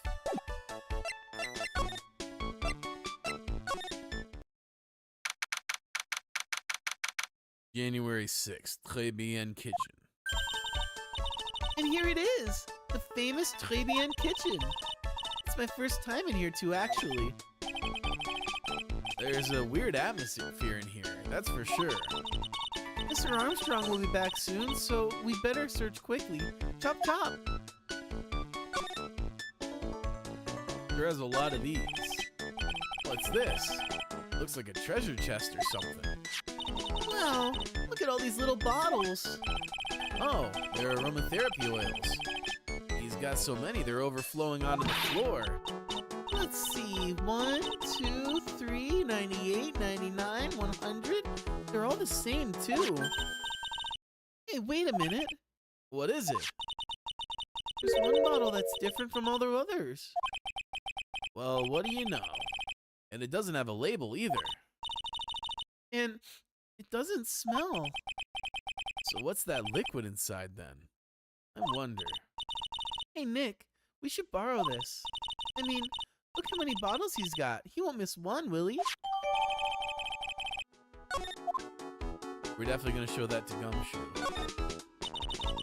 Now this is one large mirror. I bet this is where he makes himself look pretty. There's a book on the dresser. Clarice Armstrong's Bedtime Literature.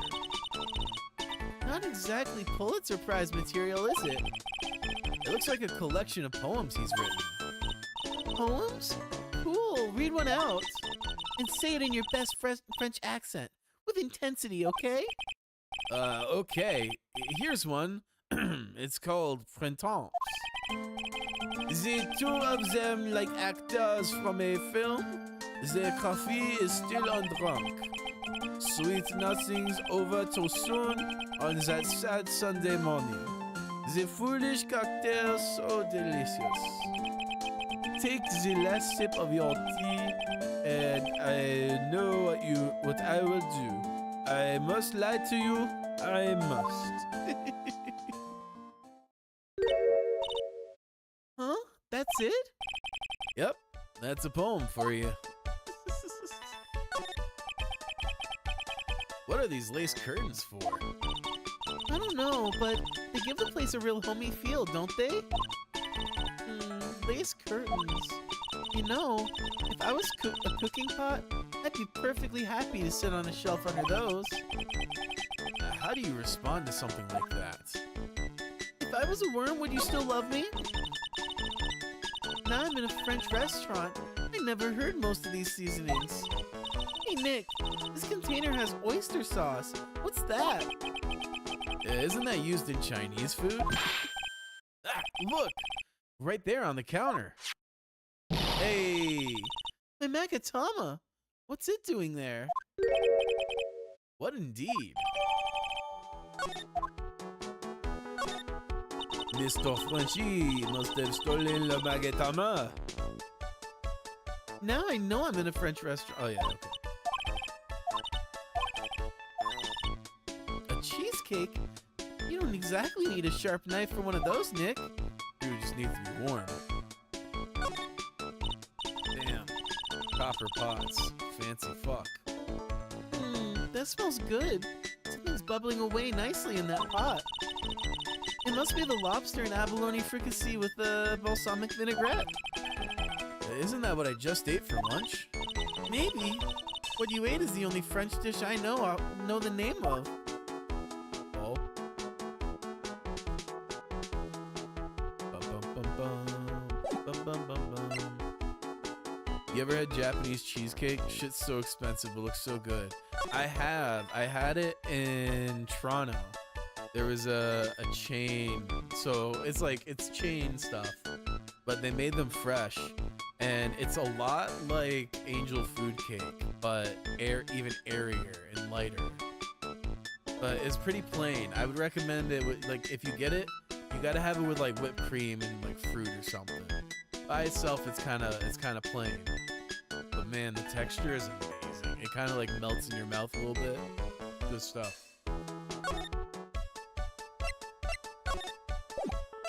Bum bum bum bum bum bum bum bum bum bum bum bum. Ba-dum bum bum bum bum. This place. January 6th, Police Station, Criminal Affairs Department. Hey, you're just in time. What is it, Detective Gumshoe? Lab got back to me about that newspaper you gave me. He must be in the sports paper with the memo scribbled on it. So, what did they say? Did the analysis turn up anything? Notice Japanese dessert tend to not be as sweet as one might think. I've tried their fluffy pancakes before. Surprisingly wasn't too sweet. Yeah, I've noticed that. And it's not just Japan either. A lot of countries other than like the US and Canada, their desserts just aren't as sweet as we make them here. We real sugar fiends out here in North America. It's nice though. Like, I think it's nice to have something that's a little less sweet, because as much as I am a fiend for sugar, those lighter desserts, you feel nice after, you know, like you got your sweet fix, but like it's not sitting heavy in your stomach and stuff. Like, I love a fat slice of cake and all, but let's be real. I'm feeling real guilty after I eat it. So I appreciate all kinds of sweets. I think my stomach has space for it all. So, what did they say? Did the analysis turn up anything? They said the doodle was written by the victim, Glenn O. No doubt about it. I expected as much. The victim took the paper with him to the restaurant on the day of the murder. That's our best interpretation of the facts at the moment. Okay. MC Bomber. I get the feeling I've heard that name before somewhere else. Oh well, I guess it'll come back to me. Don't forget to report back to me with whatever you find in the restaurant, okay, pal? Since when did I start taking orders from Gumshoe? Although, I get the feeling there's something I need to show him. That's for sure.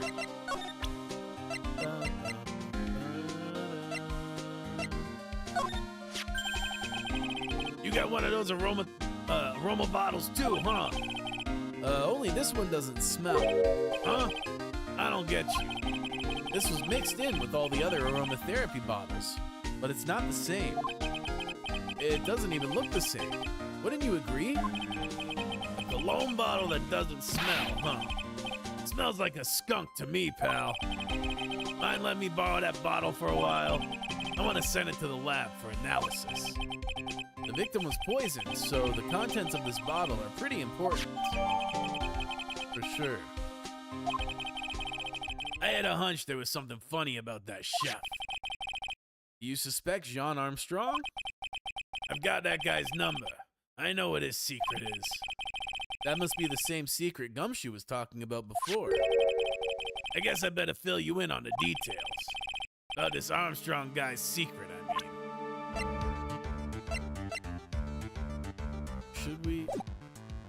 Should I present? Yeah, let's hear his secret, and then I can see if there's anything else.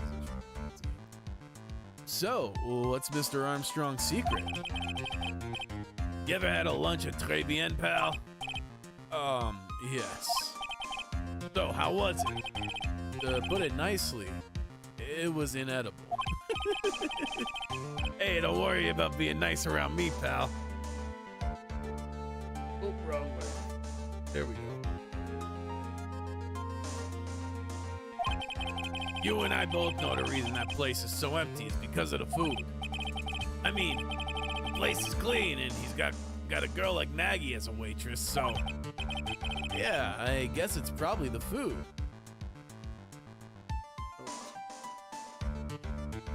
There we go.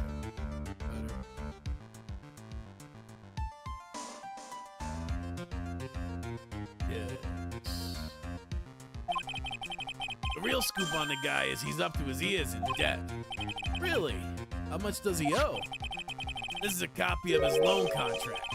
He's about $500,000 in the red. $500,000? Are we talking dollars?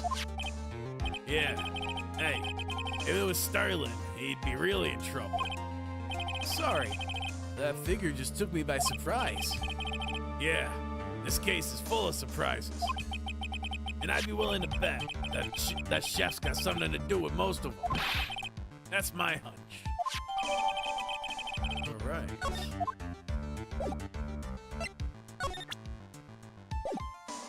Well, we got more we can present. Let's present this. What do you make of this?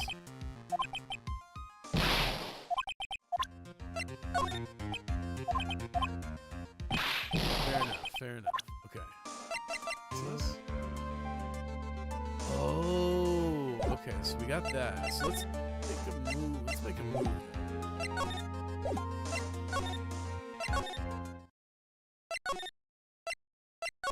Maybe.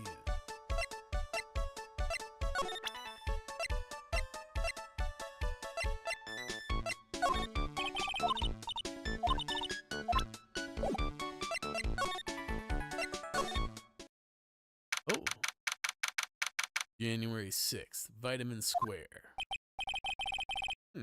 The old guy's not here anymore. Drat. And I still have some unanswered questions for him. Who's this? Scooter, huh? Who'd leave it right in the middle of the park like this? The wheel guard and the light are busted. Guess it must have been in an accident. It's totally wrecked. Whoa.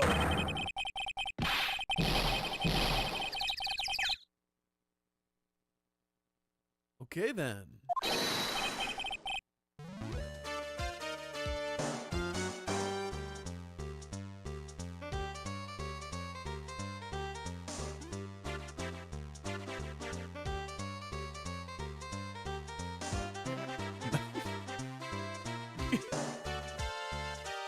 Nothing could have prepared me for what I'm seeing right now. What the fuck? Hey, what do you think she's doing with my bike? I love this guy. No, I wasn't. Roar! You've been messing with my new ride. Is that what you've been doing? The new ride? Isn't that... Roar! You's gonna pay for this. It wasn't me. I was just passing by. Hey, then who's the one that covered my saddle in that crap, huh? Roar! You's gonna pay. You catch my drift? No, wait a sec. I'm not a pigeon, so I couldn't have. A wise guy, eh? I oughta beat you so hard it'll feel like you's wearing yous was smooching the express train. Uh-oh. You's better watch your back. This ain't over. I'm gonna round up a group of lawyers and then you's gonna pay. Oh my god. Oh my fucking god. It's fake Phoenix. How did anyone confuse this orange motherfucker for me? Actually, I'm a lawyer myself. What do you say? The hair should have told you. Yeah, I was so distracted by everything else. The hair was the last thing I saw. They were probably too scared, yeah. Phoenix, right? You're saying you. Phoenix, right? Yeah, I am. So, you a wise guy too, huh? Cause I'm Phoenix Wright. What? My way, I gotta cruise. He's gone. Surely that guy wasn't my phony. Was he? He wasn't anything like me. I guess I better make a note of the scooter. I guess. Damn. Ha! Pathetic. Oh, it's you. A few threats from a little brat like that. And you look like a pigeon that's got seeds in its eyes. Have you been here the whole time then? I was in that strawberry. I had some thinking to do. More like you had some cowering to do. Phoenix rides a bike too, so his phony rides a scooter. He really is a faker. Yeah. I forgot about that. That was established a while ago that he rides his bike. Are you a regular at that restaurant, sir? It's just that if you dislike it so much, why would you keep going there? Sir?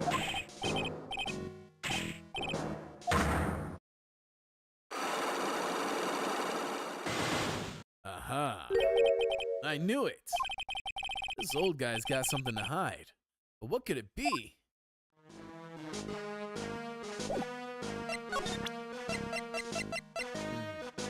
You know anything about this? Okay, he's not gonna say anything, so I'm gonna have to... let's try this. Not feeling super confident on it, but we'll see. This investigation's taking a little longer than I anticipated. If the end is close, we might still be able to get a second one in. I do gotta cook in a little bit. It's time you told me the truth. Why are you a regular at a restaurant that you dislike so much? Isn't it obvious? People only have one reason to go to restaurants. I do think I can do 2 sections. We'll see. Because I gotta get dinner going soon. So it all depends. Wait.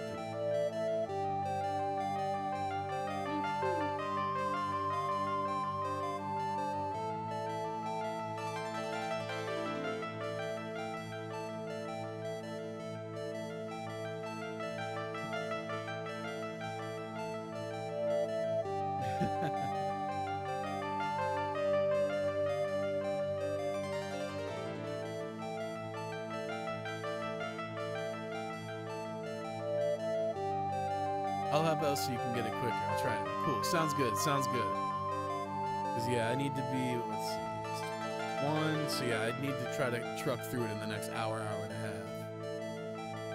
Let's see. People only have one reason to go to that restaurant: to eat.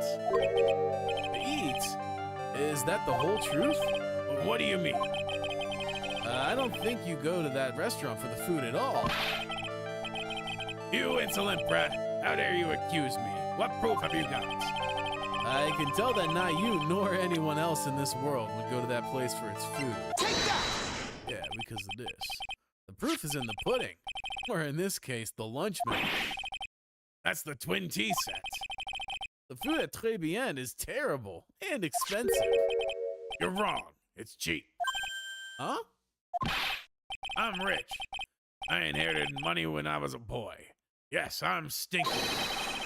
I haven't done a jot of work since I was born, other than feeding the pigeons. What a load of crock. The taste's another story, but the price, it's nothing to me. So, you're saying that you go there because you've got money to burn? Exactly. I have so much cash, I go for a swim in my money vault every day. A regular Scrooge McDuck, huh? Unfortunately, that's a lie. What? You don't have money to burn. You're flat broke.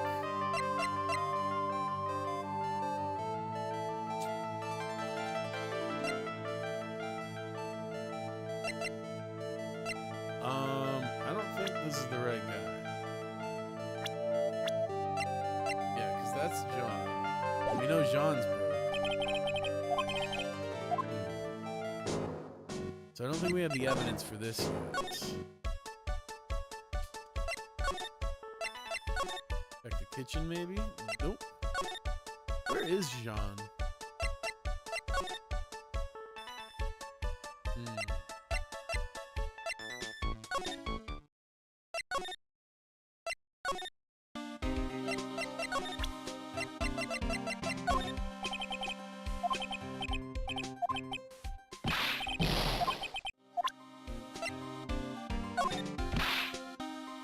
$500,000, pal. Wait, what items do you have again? I wasn't paying attention. 1 sec, I'll show you after this. That's $500,000 bills. What was the in there for? Is there really that much money tied up in this case? Can't give you an answer on that, pal. Not without the case file in front of me. But I'll tell you this. That Armstrong guy would have done anything for cash. He was desperate, you know? No, I don't, but I think I sort of get the picture.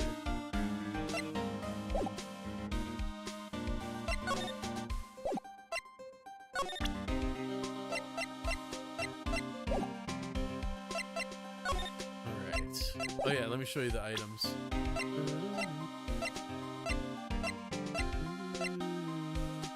And we gotta prove the old man is in debt somehow.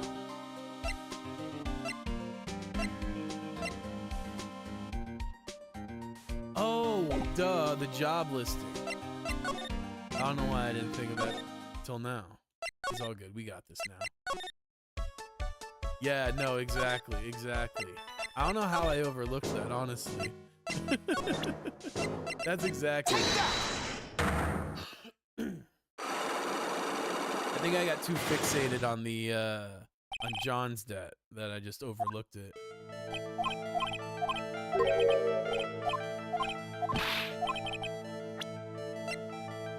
Yeah, the food is terrible. We got this. And then we know that he's broke because he's looking for a job. Take that! Yes, this is the way. This is yours, right? My magazine. Why would a rich retiree be looking for a job? I was... so what? So I was looking for a job. I'm buying a lot at the moment. I need spending money. Oh? I don't need to go to that restaurant for food. I just go for the Javakino. Yeah, I think you mean cappuccino. Anyway, how much does a cappuccino cost there? $8. Those had better be some golden beans. What's your problem? Think a poor man would be better off drinking dishwater, do ya? Is that it? No, I wasn't thinking that. I was wondering if the coffee there is really that great. No, it's not. But anyway, yes. That place has free newspapers to read every day. Newspapers? Exactly. They don't want me hanging around at home, so I go there. I'm sorry, sir. But there are no free papers to read at Très Bien. How do I prove that?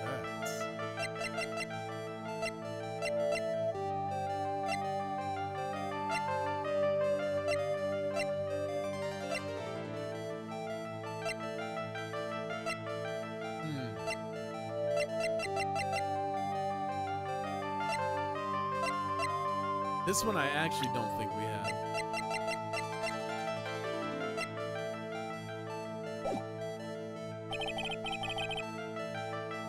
I just wanted to go back. I didn't.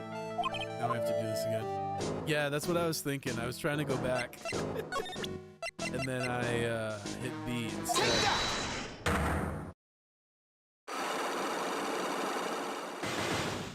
Because, yeah, I guess they would bring the sports thing because it doesn't have the... Yeah. Take that!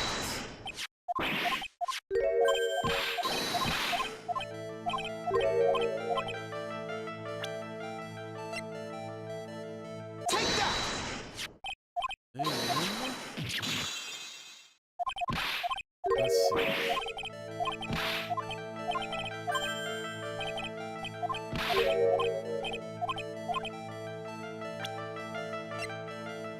Nope. Sport. We'll see. Take that! Yeah. Good.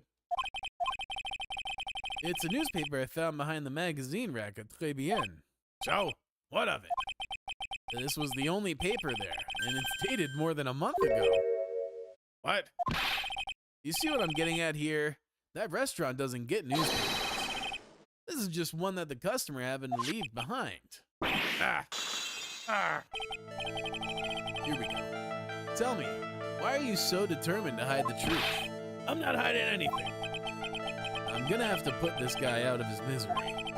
Listen, the real reason why you go so much to Très Bien, this is an easy one. It's for Maggie. Take that! What are you asking me about that girl? She was the waitress at Très Bien.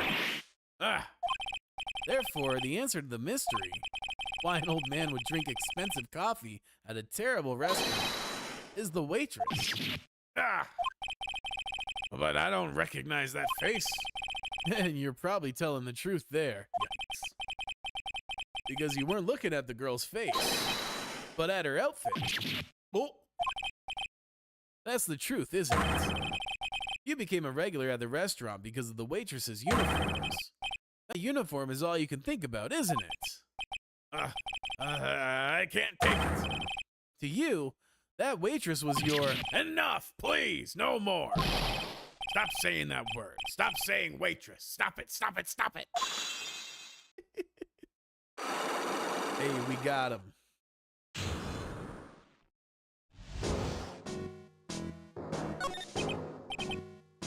Sir? Yes, it's true. I was there for the young man. Fine, so I'm a dirty, wicked, sinful old devil. No, I didn't mean it like that. I even get one of those lousy cups of Javachino every time for $8. All because of the serving girl. Punish me. Lock me up. Really, that's not what I'm here for. You'll be the same. Another 20 years and you'll understand what it's like. You'll know how painful it is to be an old man like me. No, really. Listen, sir. Stop calling me that. I have a name, you know, boy. So show some respect. I'm Victor Kudo. So sorry, Mr. Kudo. You youngins think you know it all, don't you? Well, I'm not saying another word. I won't tell you anything more. This guy was in the restaurant at the time of the incident, which means I have to hear his testimony, one way or another. I don't believe this. I even broke his psyche locks and everything. Guess I'll have to try to get him when he's in a better mood.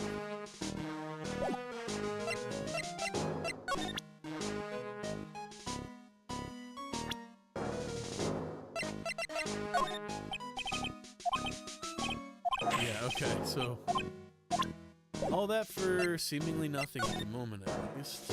Let's go to Très Bien.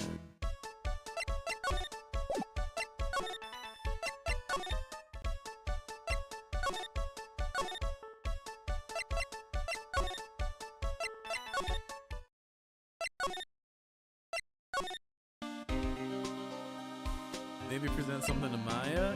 Yeah, we could try that. Let's see. Ancient.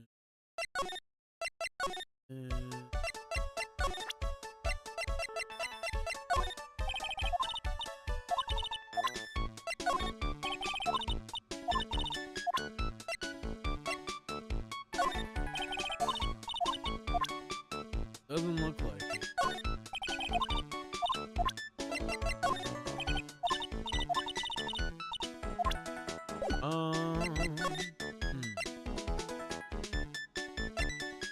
Profiles?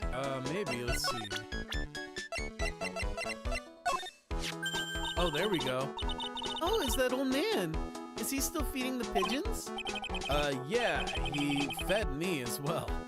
Got a bunch of those seeds in my eyes. Oh, ouch.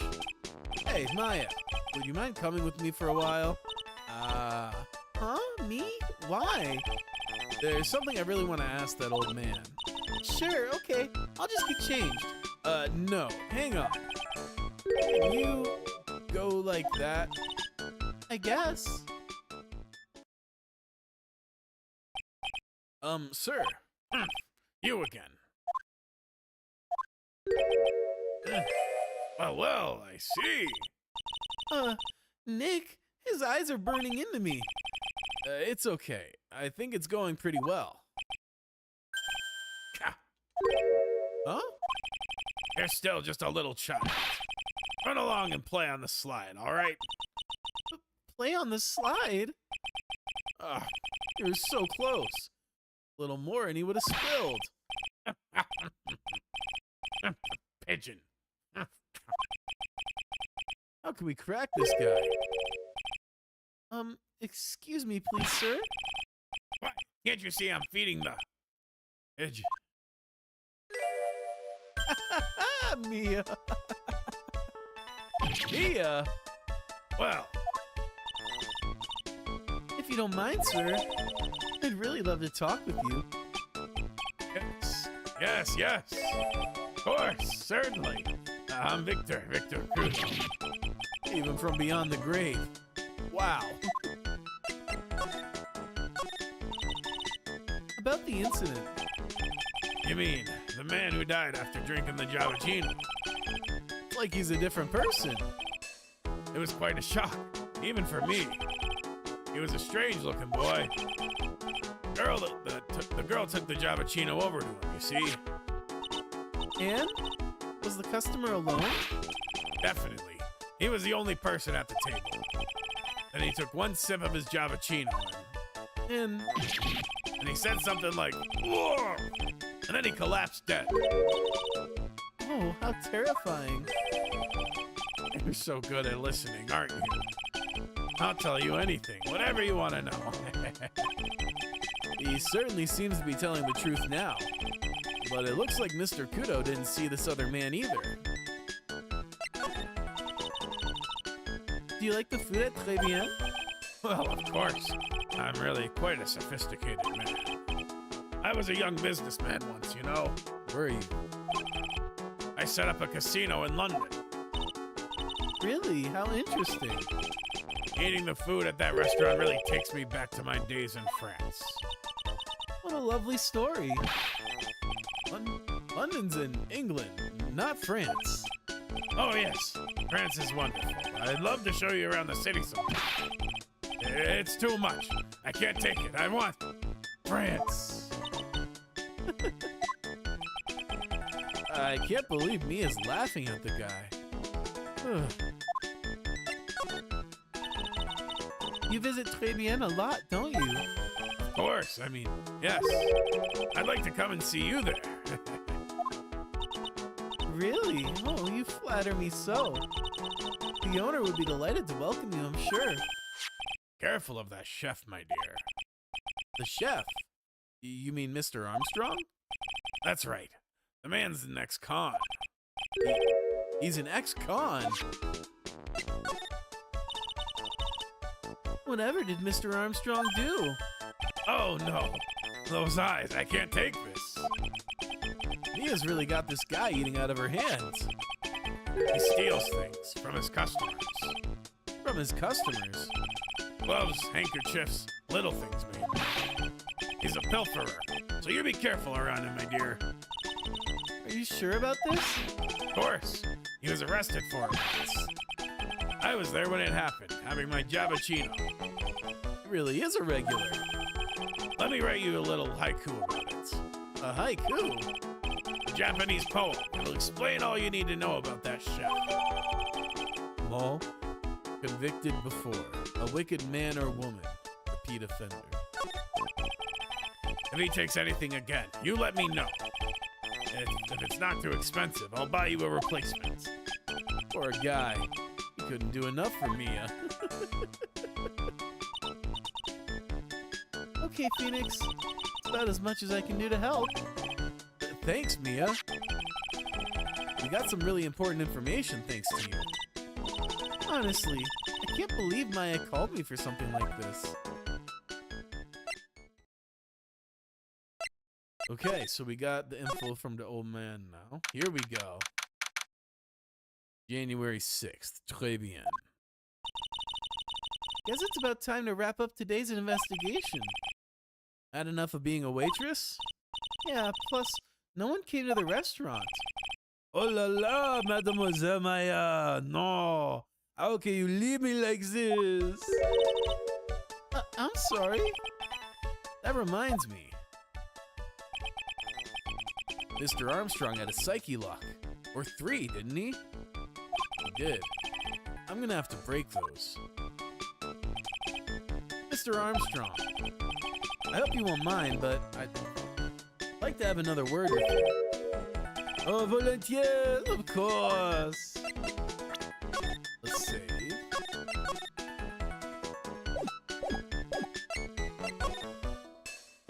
Maggie's motive, right. Let's see if we can crack the psyche lock.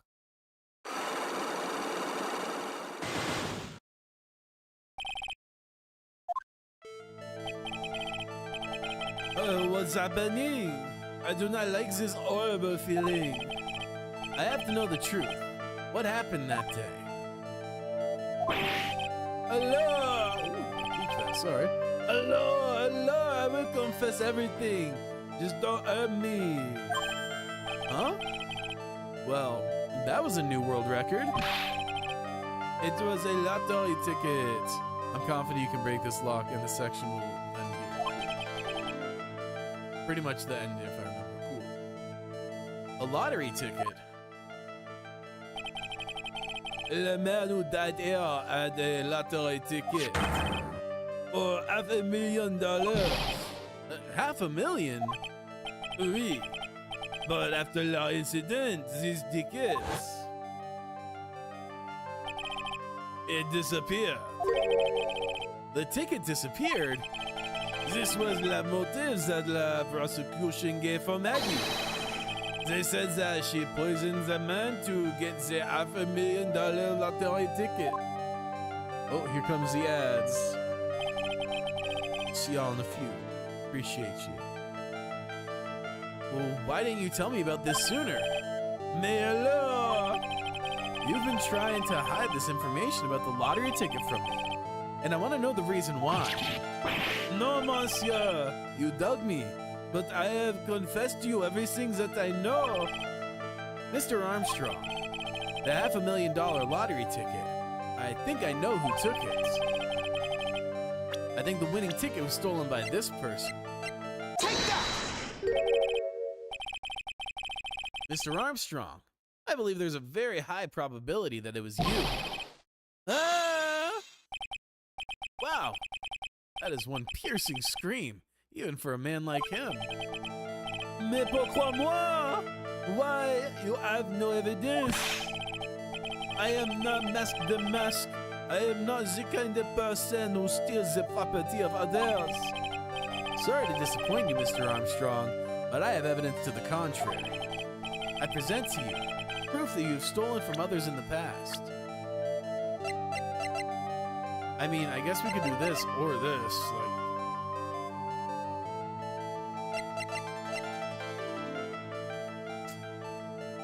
I'm gonna go... Take that! What is this? Oh, a poem! Oh, monsieur, you know me so well. I adore poems.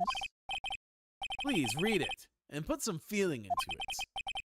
Convicted before a wicked man or woman. Repeat offender. I'm sorry to have to bring it up, Mr. Armstrong, but you've been arrested for stealing from your customers before, haven't you? Mon Dieu! Le mensonge! You are the liar! You deny it? Do not make le false accusation, s'il vous plaît. So do you have any proof? I want to see your incontestable proof that I have ever stolen from one of my customers. Take that! Easy. It seems old habits die hard, Mr. Armstrong. What is that? This is my Magatama, and I found it in your kitchen. No! Wow, a scream just about broke some windows. Oui. I have a weakness for la trinkets and la figurines. My hand, it just slips out. I cannot stop it.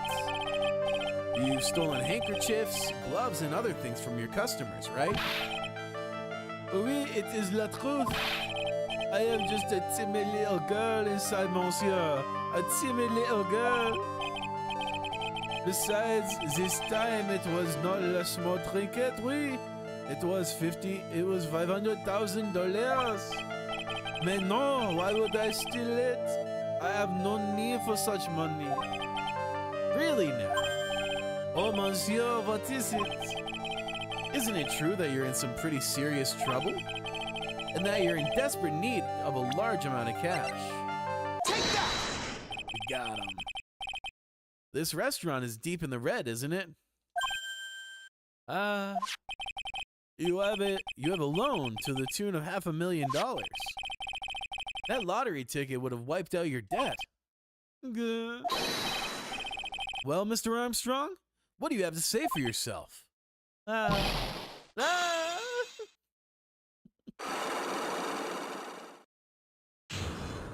Nice.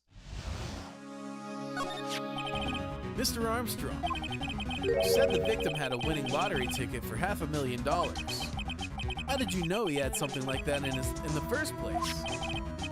The man, he was listening to la radio with his earpiece. Maggie said something about that too. The winning number, it was announced on the news, I think. All of a sudden, he exploded. Yes, $500,000! Yeah, he shouted.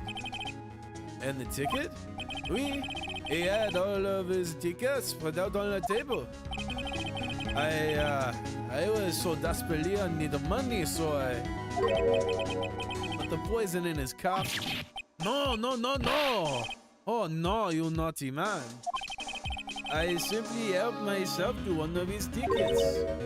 What? La victime collapsed and Maggie passed out. I thought to myself, pourquoi pas?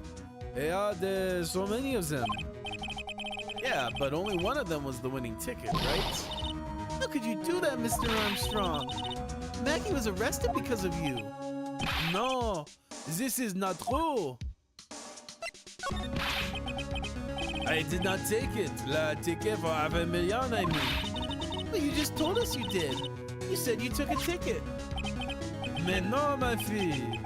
It was not. That's enough. Huh? Mr. Godot! What in the heck are you doing here? Ugh. This is without a doubt the worst coffee I have ever tasted, Mr. Armstrong. He came in here for coffee? Does his craving for coffee know no bounds? Perhaps Mr. Armstrong stole one of the victim's tickets on the day in question. I am no. Is just a pretty little girl who everyone is laughing at. But in that case, Maggie shouldn't be the only one under suspicion. He had the wrong tickets. What? Mr. Armstrong made off with the winning ticket's pretty neighbor. So, the ticket he took was worthless? Not quite. He did win something. $1. You see, I am just a pretty face. Without my looks, I have nothing. So, what happened to the winning ticket then? The one he meant to steal? Indeed, what did happen to it? I don't like spoiling myself by watching trailers, so we'll just wait and see how the movie turns out tomorrow, won't we?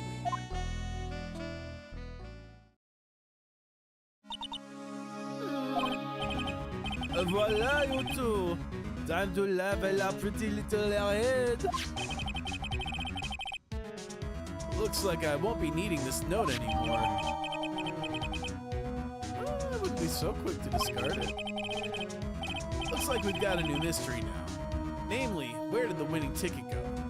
Are we doing the trial now? Yeah, I think I'm gonna go through with the trial. Maybe. Because I really do gotta start cooking by 2 o'clock, so. Do you think we can wrap it up in do you think we can knock it out in 35, 40 minutes? Looks like we got a new mystery now. Namely, where did the winning ticket go? Got a bad feeling about this. Well, anyway. Probably could get to the second half of the trial. Alright, so if we get to the halfway point, we could call it there, I think. We can't let Maggie suffer any longer for this, and certainly not again. Alright, cool. I'm gonna pull out I gotta pull out something to thaw real quick, and then I'll be right back. This will just take 30 seconds.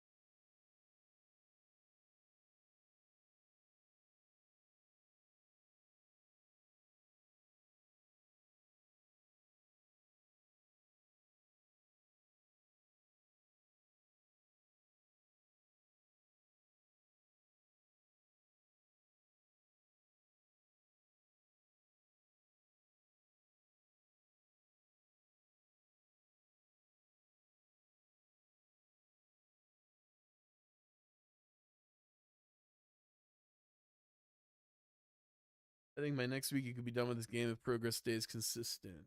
Nice. I'm not too worried about it. Just kind of taking it at my leisure, but that'd be dope. I did get investigations and Danganronpa, by the way. I was able to snag those over the weekend. January 7th, 9:48 a.m. District Court Defendant Lobby number 1. Oh, I see. I guess I should have expected this. Nobody saw the other guy, huh? But he was there when he took the coffee over, sir. Scout's honor. Maggie! Detective Gumshoe! You doing all right? How you feeling? As if you need to ask either question, sir. Don't let him get you down, Maggie. And don't forget to eat well, okay? Roger. Hey, you! Yes? You better square this case away. Got it, pal?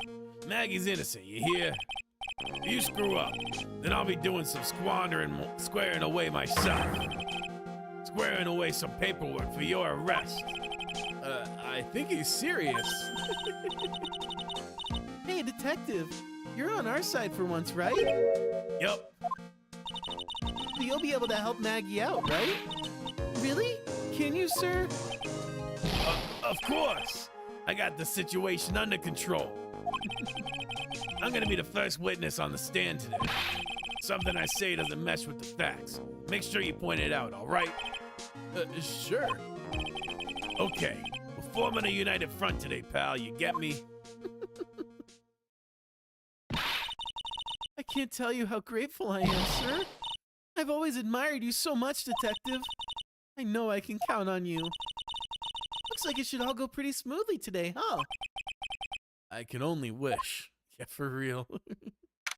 Who knows what Godot has up his sleeve for us? January 7th, 10 a.m. District Court, courtroom number 4. Court is now in session for the trial of Maggie Bird. The defense is ready, Your Honor.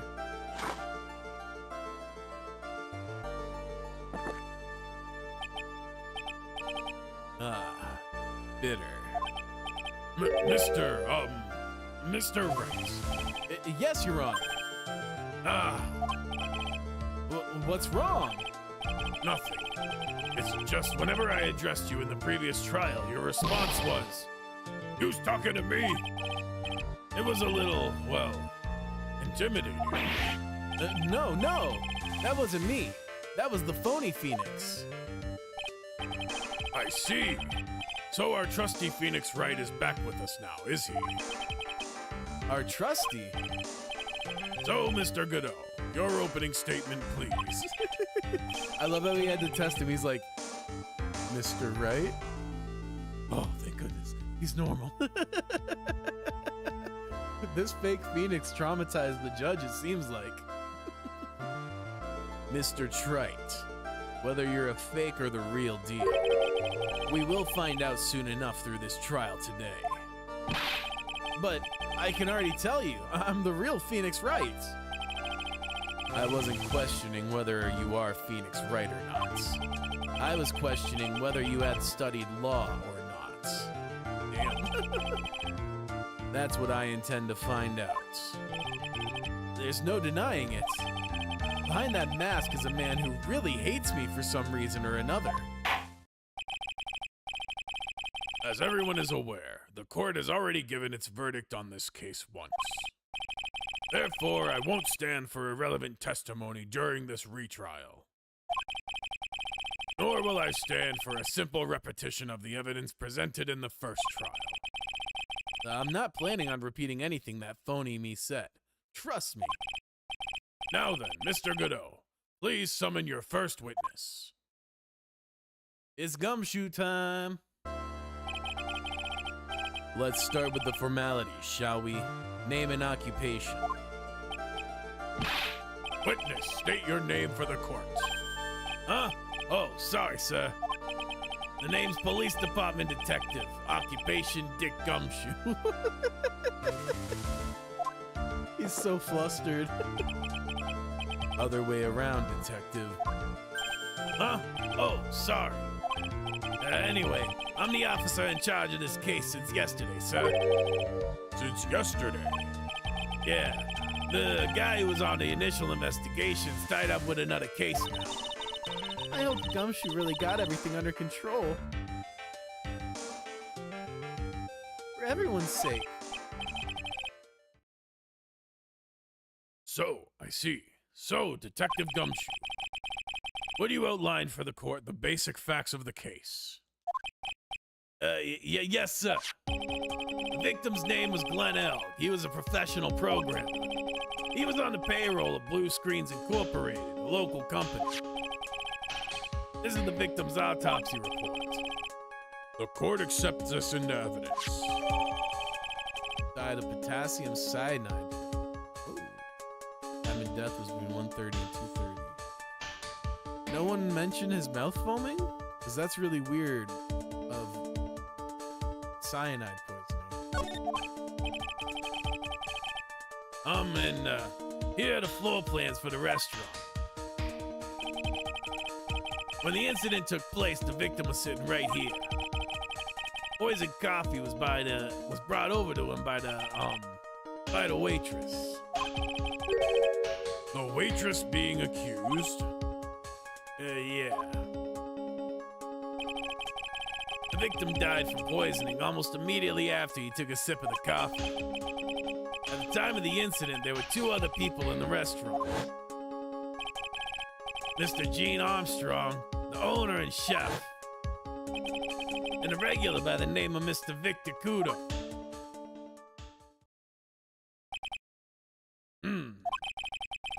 It still seems to be a very straightforward case to me.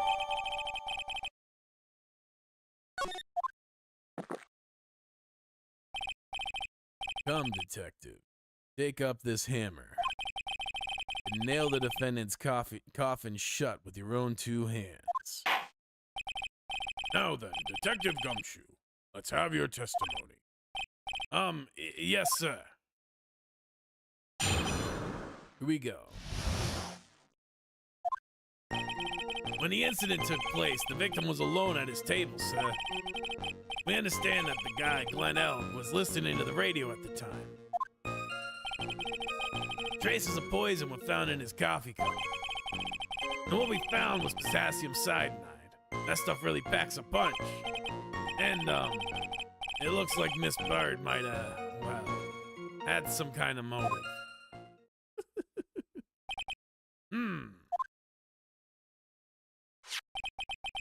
Using the dark, aromatic depths of coffee to conceal the poison. Classy lady. Facts of this case seem to be ironclad. Mr. Wright, I would ask you begin your cross-examination, but... Yes? Please, no intimidation tricks this time around. Is that understood? I already told you that wasn't me. Bro had orange skin, like... When the incident took place, the victim was alone at his table, sir. Hold it! Can I stop you for just a minute? Huh? What is it? Did I say something that contradicts the evidence? He's so desperate for that to be true, he's practically crying. Your testimony just now doesn't match the testimony given by Miss Bird. She claims that there was another man at the victim's table. Yeah, that's what she said. Objection! What killer wouldn't say that when faced with a homicide conviction? Hey! Sadly, her testimony isn't supported by the owner or the other customer. Isn't that right, Detective Gumshoe? Yeah, it's true. They had two testimonies tie up on that. They both said there was no other guy at the table. What should I do? Should I press on this point a little harder or not? We're gonna press harder, but first, we're gonna say... Well, maybe the other witness had just missed him. Perhaps their view of the victim's table was obscured in some way. Huh. That argument is as weak as the coffee at Très Bien, Mr. Trite. I have here in my possession a ticket. A ticket? Looks more like a photo to me. Yes, a one-way ticket to Guiltyville. Population, the defendants. This is a photograph taken from near the entrance to the kitchen. This is the scene as witnessed by the chef, moments after the poisoning took place, correct? I think the court will agree with that such a clear view of the kitchen. I think the court will agree that with such a clear view of the scene of the crime. How, Mr. Trite? How could anyone have overlooked a second person at the table?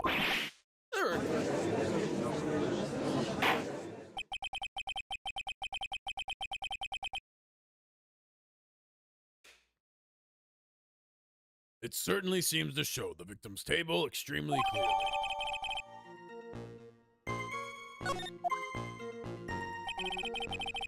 We understand that the guy Glenn Elg was listening to at the radio at the time. Right? He was listening to his radio, you say? Yeah, he had a portable radio in his chest pocket. Maggie told us that too, didn't she? Something about how one of them had some sort of earpiece? What should I do? Should I press him on this point a little harder or not? Always be pressing ABP. And what was it the victim was listening to on the radio, Detective Gumshoe? Huh? How should I know? Thanks a lot. We're now one step closer to the middle of nowhere. This isn't going very well, is it? Detective, could you perhaps tell us about the poison and how it was used?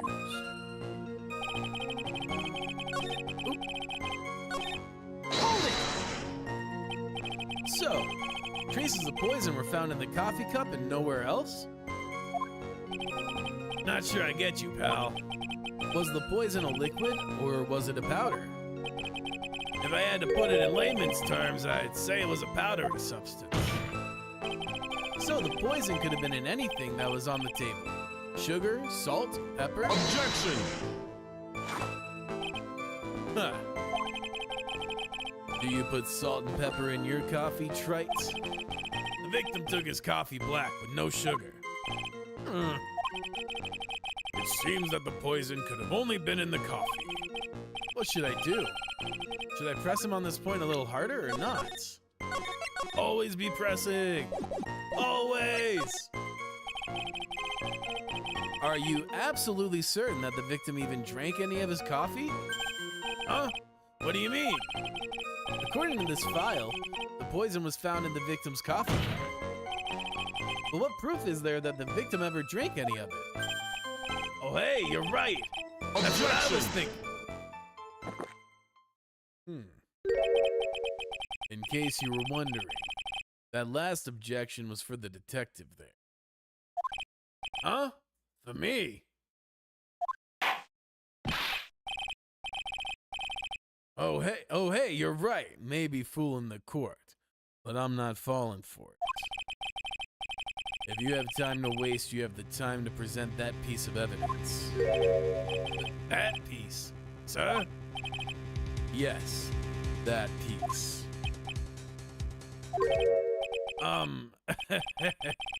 What piece was it again?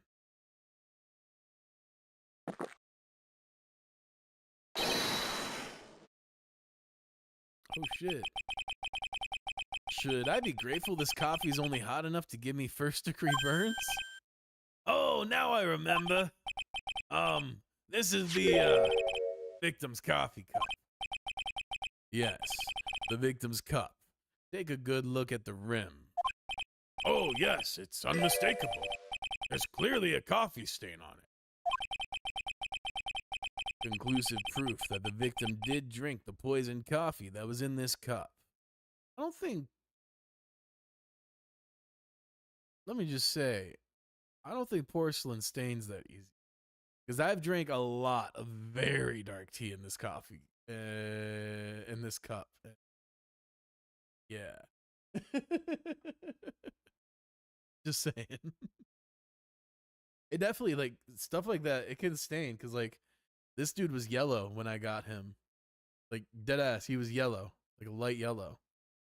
And that's just from tea that turned him that color. So, like, it can stain, but, like, I don't think it's that quick.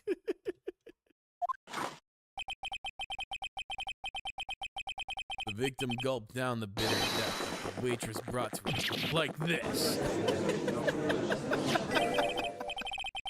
Oh, that was funny. For the record, the only prints on the cup were the victims and the defendants.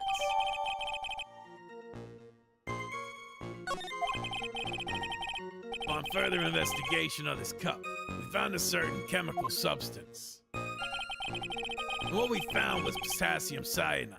That stuff really packs a punch. Hold it! Potassium cyanide? I've heard of that chemical before. Exactly how strong is this poison, Detective Gumshoe? It's, well, the stuff's lethal. Eat too much in your history. How much is too much? Not much. Yeah, exactly. A lethal dose is 0.2 grams. That's about enough to finish anyone off. Wait, 2 grams? How much is that? You know when you swab your ears for earwax? Yeah, about that much. Earwax, huh? Sounds like something Gumshoe's got an abundance of. Such a small, quaint quantity of poison could have been concealed anywhere. And, it looks like Miss Bird might have, well, had some kind of motive. Some kind of motive? Yeah, but if you ask me, it's been blown way out of proportion. Objection! You know what my golden rule is, Detective? Chuck out a bad cup of coffee. You can always get another. Huh? I don't get it. I'm saying, we can always get another witness on the stand if we have to chuck you out. Oh. So stick to the facts, Detective. Now then, what was Miss Bird's motive? Come on, Gumshoe.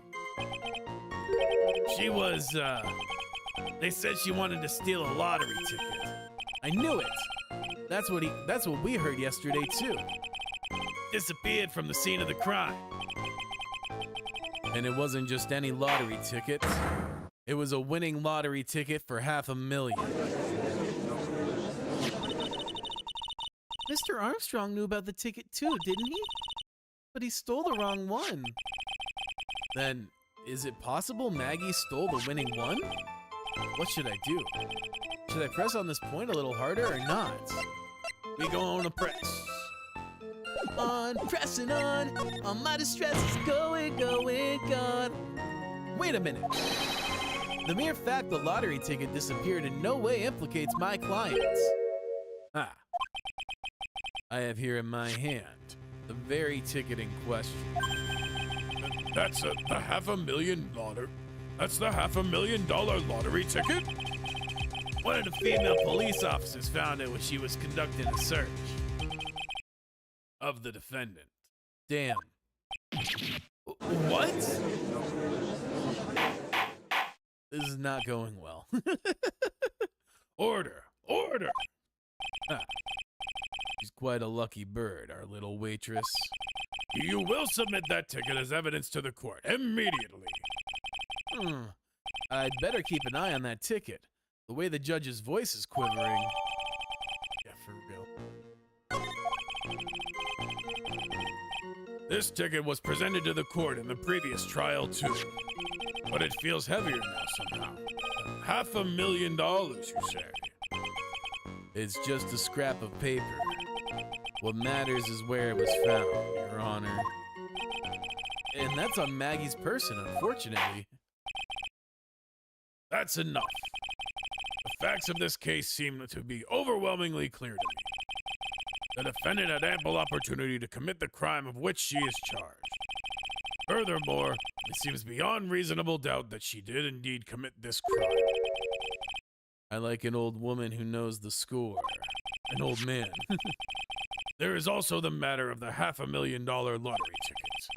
That alone provides a very credible motive. I mean, for that sum of money, even I might be tempted to bend the rules.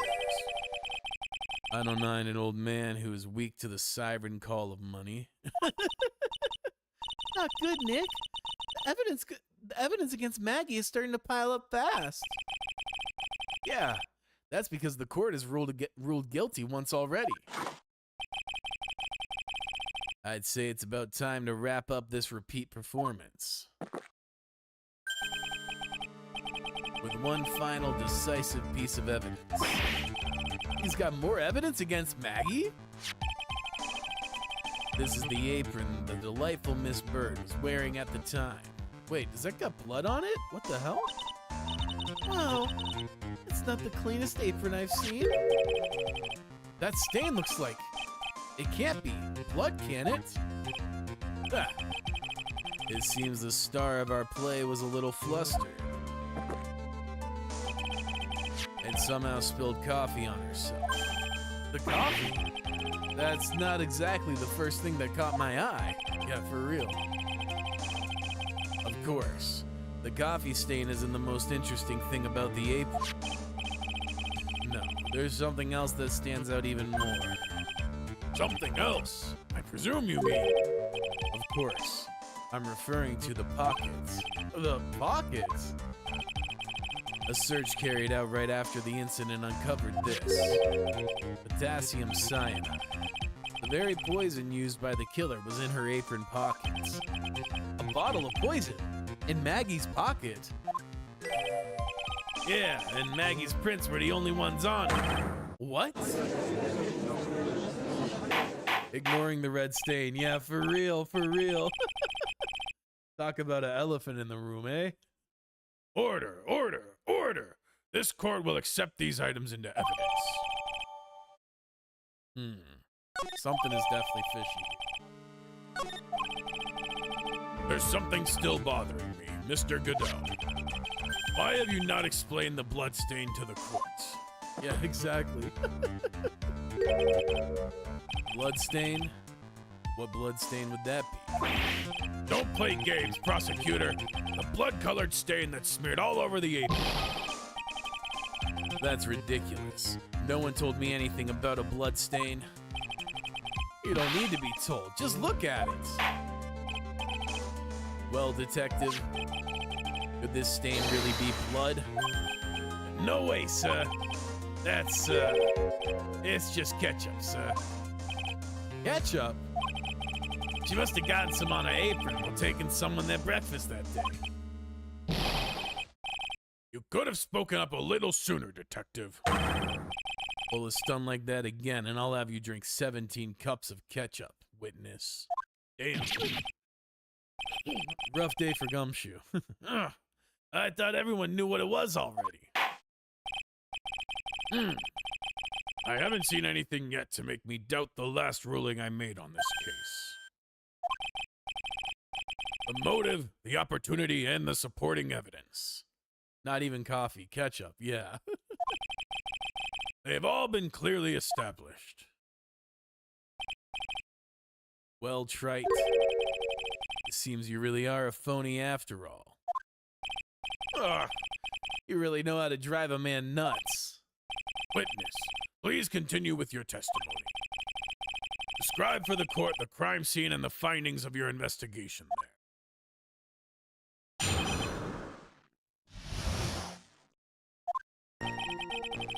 The crime was reported at 2:25 p.m. by a kind of scary old man, sir. Poor Maggie had passed out from the shock. It must have been real tough for her. The victim didn't have any identification on him. We figured out who he was pretty quick, and then the investigation went smoothly. When Maggie was searched, we found the lottery ticket and the bottle of poison. That was it. There's nothing else missing from the crime scene. You identified the victim and secured your prime suspect. Very good. Last chance to convince the court you're a real lawyer, Trite. Don't count on any more cross-examinations after this one. So let the fun begin.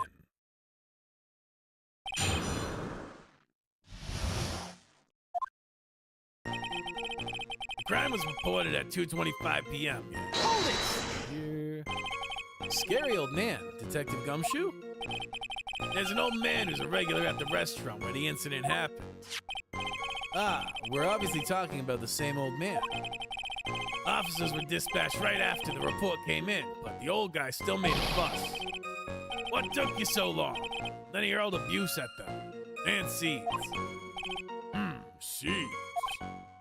Ha, it was nothing. I caught each one with my teeth. I guess not even the mighty Godot can avoid being attacked by that guy. The old man was the only other customer in the place at the time. He took time finding a payphone apparently, so he was late reporting the crime. Poor Maggie had passed out from the shock. Must have been real tough. How long was the defendant unconscious for? The officers got to the crime scene around 2:40. Maggie was still out cold in the kitchen at the time. Took another 10 minutes or so before she came to. I would have liked to have been on the scene myself. I bet you would have liked to have carried out that search too. I would have loved to see Maggie asleep like that, all pretty and peaceful. You're a professional detective, Gumshoe, not a professional bird watcher, but a bird. Save the romantics for your own time, detective. All we need to know about is the investigation. Oops, I guess I'm pretty red right now, aren't I? Victims didn't have any identification on him, but we figured out who he was pretty quick, and then the investigation went smoothly. When Maggie was searched, we found the lottery ticket and the bottle of poison. Oh, whoops, I'm just going straight through this now. Hold it! He didn't have any? Are you saying that it was stolen then? No, I don't think so.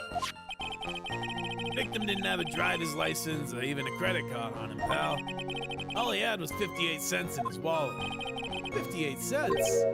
Yeah, I can't believe I found someone with less in their wallet than me, pal. The victim sounds like he was a thoroughly miserable young man. Or some kind of outlaw. Why not give him a bit of an edge? I think I'm onto something here. But we figured out who he was pretty quick, and then the investigation went smoothly. Wait a sec. Huh? Did I say something dumb again? Let me paraphrase what you just testified to this court. The victim didn't have any form of ID on him. That's basically what you said, yes? Yeah, basically. In that case, how were you able to identify the victim so quickly? Oh, that. He's so let down, he got the whole sagging shoulders and puppy eyes thing going. Oh my god, I just discovered what the pun name behind Maggie is. Magpie bird. They're associated with misfortune, bad luck, and sometimes theft. I did not know that about magpies. Oh my god. I didn't know about the theft. Because they'd be stealing shit. But that's hilarious. I didn't realize that. I didn't make that connection. That's so funny. I got Bird just because Bird, it's literally her last name, but damn, yeah, she's literally a magpie. Poor thing. There was a prescription bag on the victim's table, along with the lottery tickets. It seems Mr. Glenn Elg visited his doctor before he went to Très Bien. We got the victim's name from the medical records of the doc who prescribed the meds. That's a reliable enough source for the courts. What should I do? Should I leave this alone or ask to hear more? Let's see. Prescription bag, his health insurance. So what sort of medicine was in the bag? Well, actually, The bag we found was empty. Huh? Yeah, completely empty. It was completely empty. Interesting. Ah. You're entering an empty paper bag as evidence? Desperate, aren't you, trite?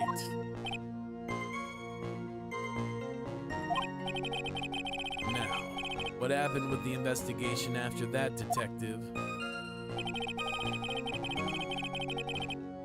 Okay, but first, I want to press on this again and see what the other option was.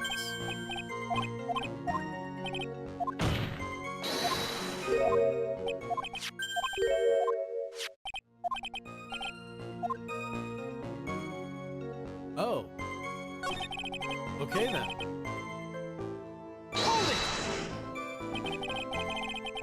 But the defendant had been passed out for a while, correct? In that case, isn't it possible someone planted the evidence in Maggie's pocket? Hey, yeah, you've nailed it, pal. It happens to me all the time.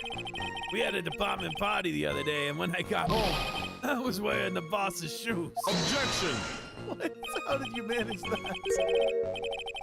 Keep up this crazy testimony, detective, and the shoes will end up down your throat. Sorry. So, trite. Someone planted the evidence in Maggie's pockets. That's a pretty bold statement. Care to back it up with some evidence? Well, I'd love to if I had any. It appears you have no evidence to support your theory, Mr. Wright. Continue with your testimony, witness. And that was it. There was nothing else missing from the crime scene. So the $500,000 lottery ticket and the bottle of poison were accounted for? Yeah, Interesting. It's true that those two items are accounted for. But wasn't there another lottery ticket that was stolen that day? oh yeah, the one the restaurant owner took. He won a whole $1 with it. What a lucky guy, huh? And they're just gonna let him get away with it? It was just $1, detective. I guess no one cares when it's that little, except for Gumshoe. If I don't find a hole in his testimony, the judge is gonna hand down his verdict. Gumshoe isn't giving us anything to work with. And we can't find any contradictions if he doesn't give us something. Yeah, that's true. Maggie and Gumshoe are like Dumb and Dumber. Our only hope is that they were so dumb they missed something obvious. Come on, Gumshoe. Be the dumbest you've ever been. Let's see.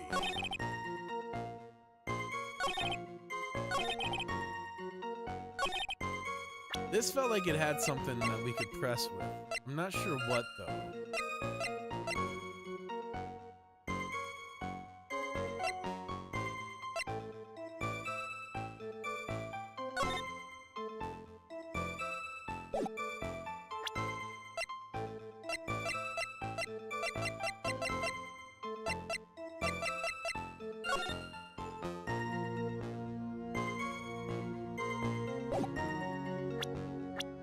Let's see.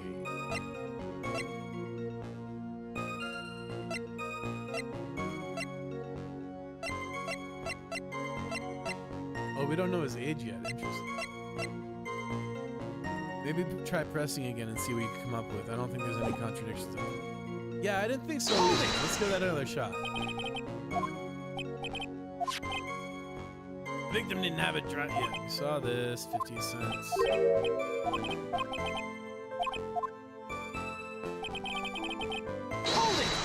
Maybe I can do the other option now.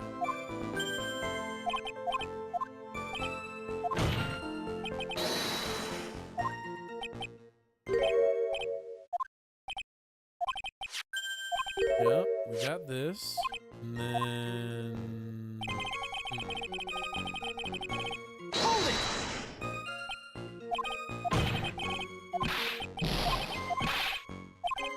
Objection!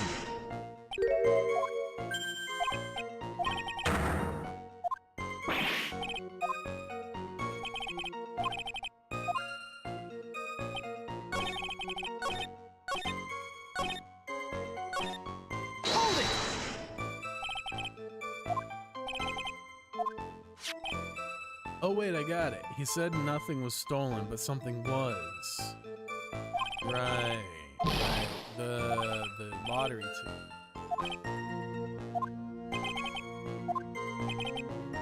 So let's present that. Let's see. Next up.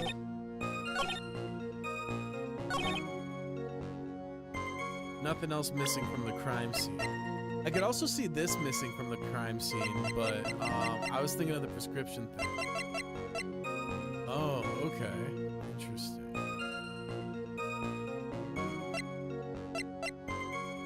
Interesting.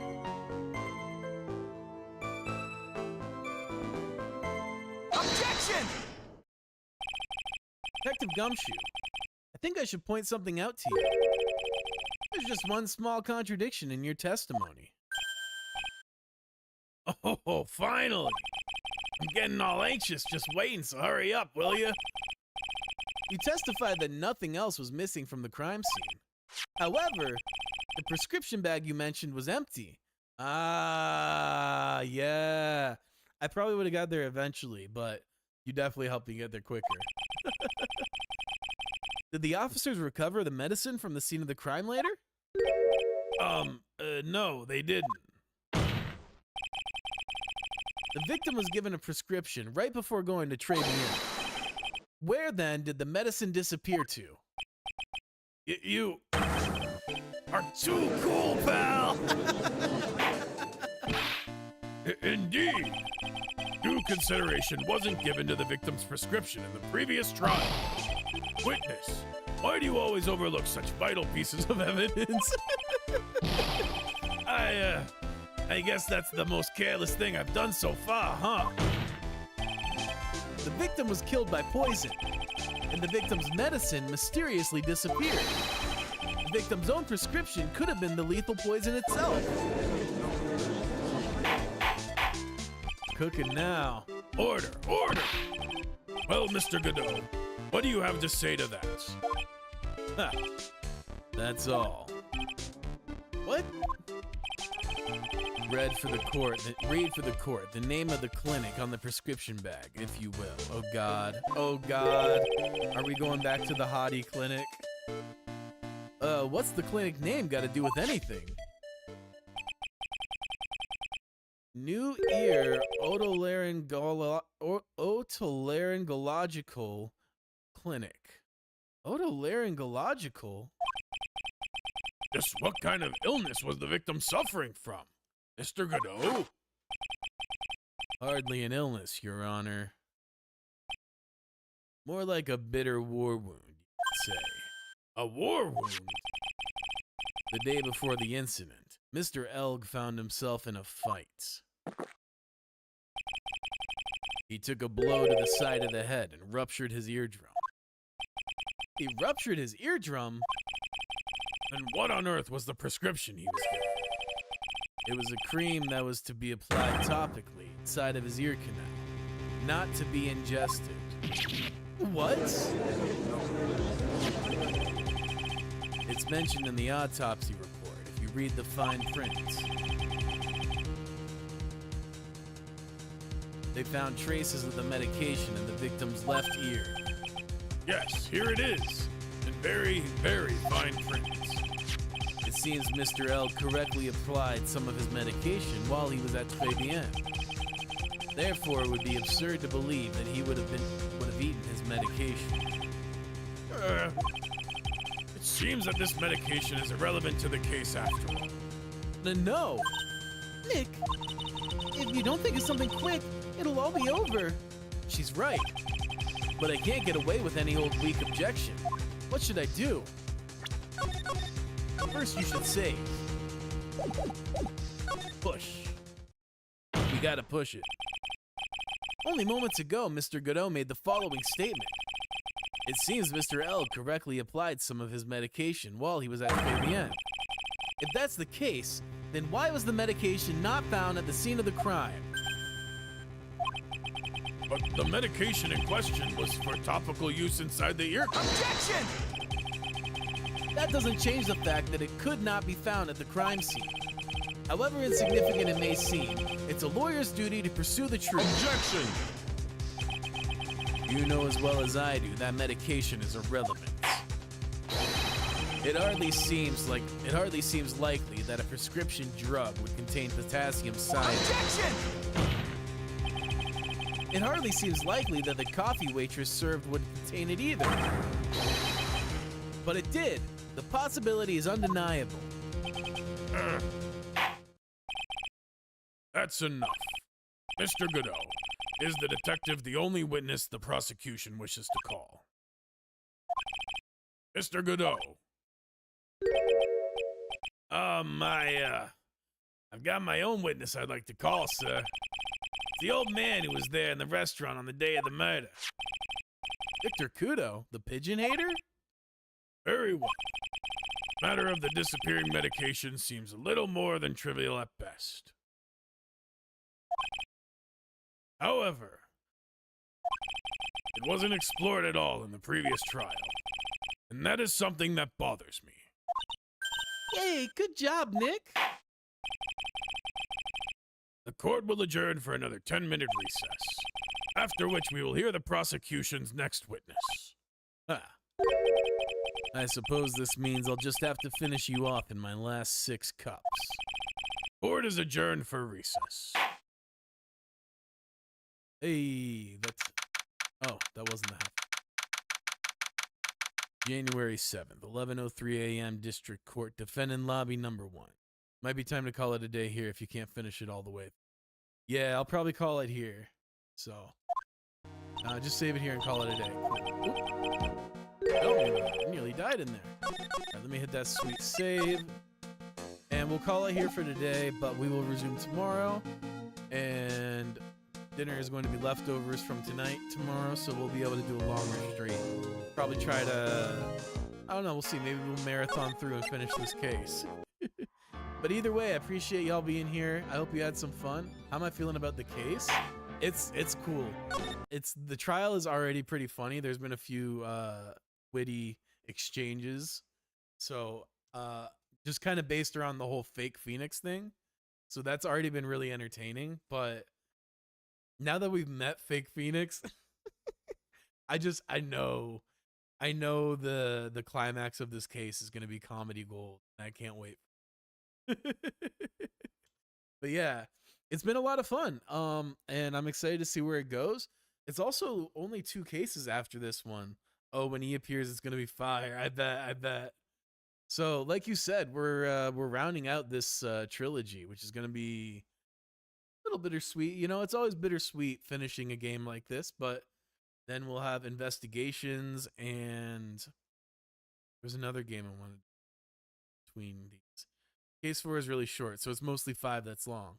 Okay, yeah, so we'll probably knock out this case this week, and then 4, if it's short, we'll probably knock those out this week. Next week will probably be the final case, and then Ghost Trick, yes, that's the one I was forgetting. So yeah, then we'll take a little Ace Attorney break, sort of ish, and we're gonna do Ghost Trick and investigations. I have the art ready for Ghost Trick already. Actually, the coming and going screens. I'm like so excited for that one. I gotta work on the investigations. Maybe I'll have to do a drawing of Edgeworth or something. Can I show it? Yeah. I don't think it's on here yet, but let me grab my tablet and I'll show you that way.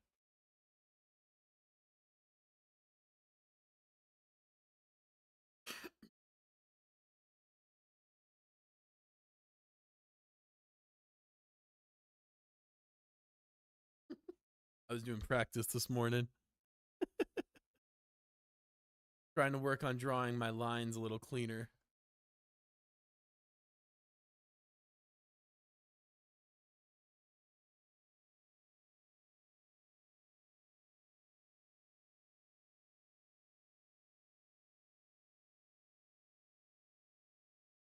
All right. Big reveal for Ghost Trick. Here it is. This is going to be the starting and ending screen. Obviously, the text will be different for that.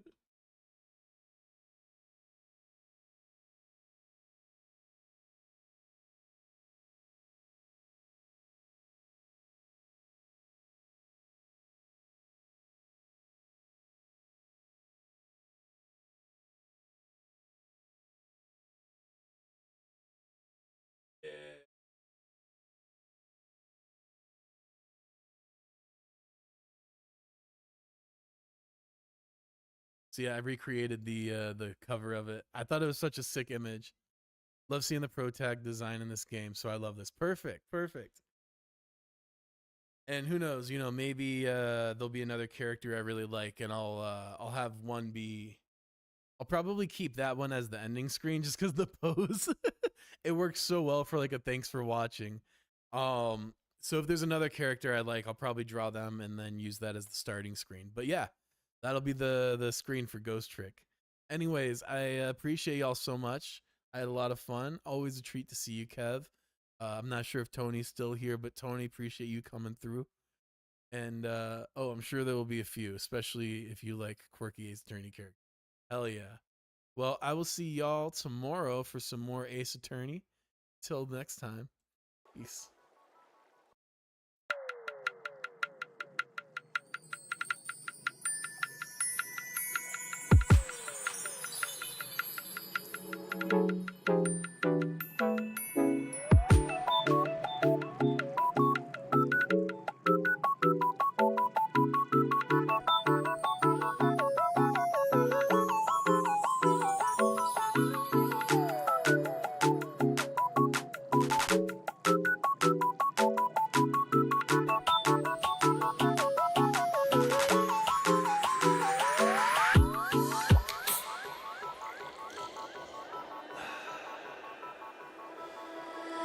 Let's go to see the stars and the moon. I'd fly far into space as long as I am with you. The light in my bright eyes when you're near. The fluttering I feel in my chest when you are here. I can't explain this kind of love. It pulls me to you, I want it, I can't get enough. So share this precious life with me. Just take my hand and let's enjoy the things that we'll see.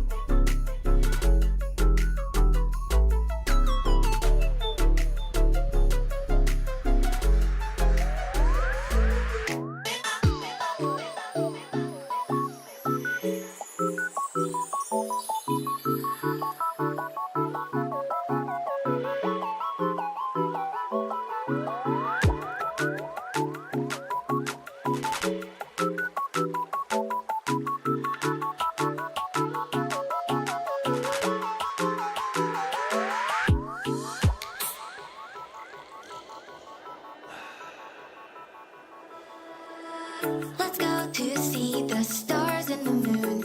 I'd fly far into space as long as I am with you. The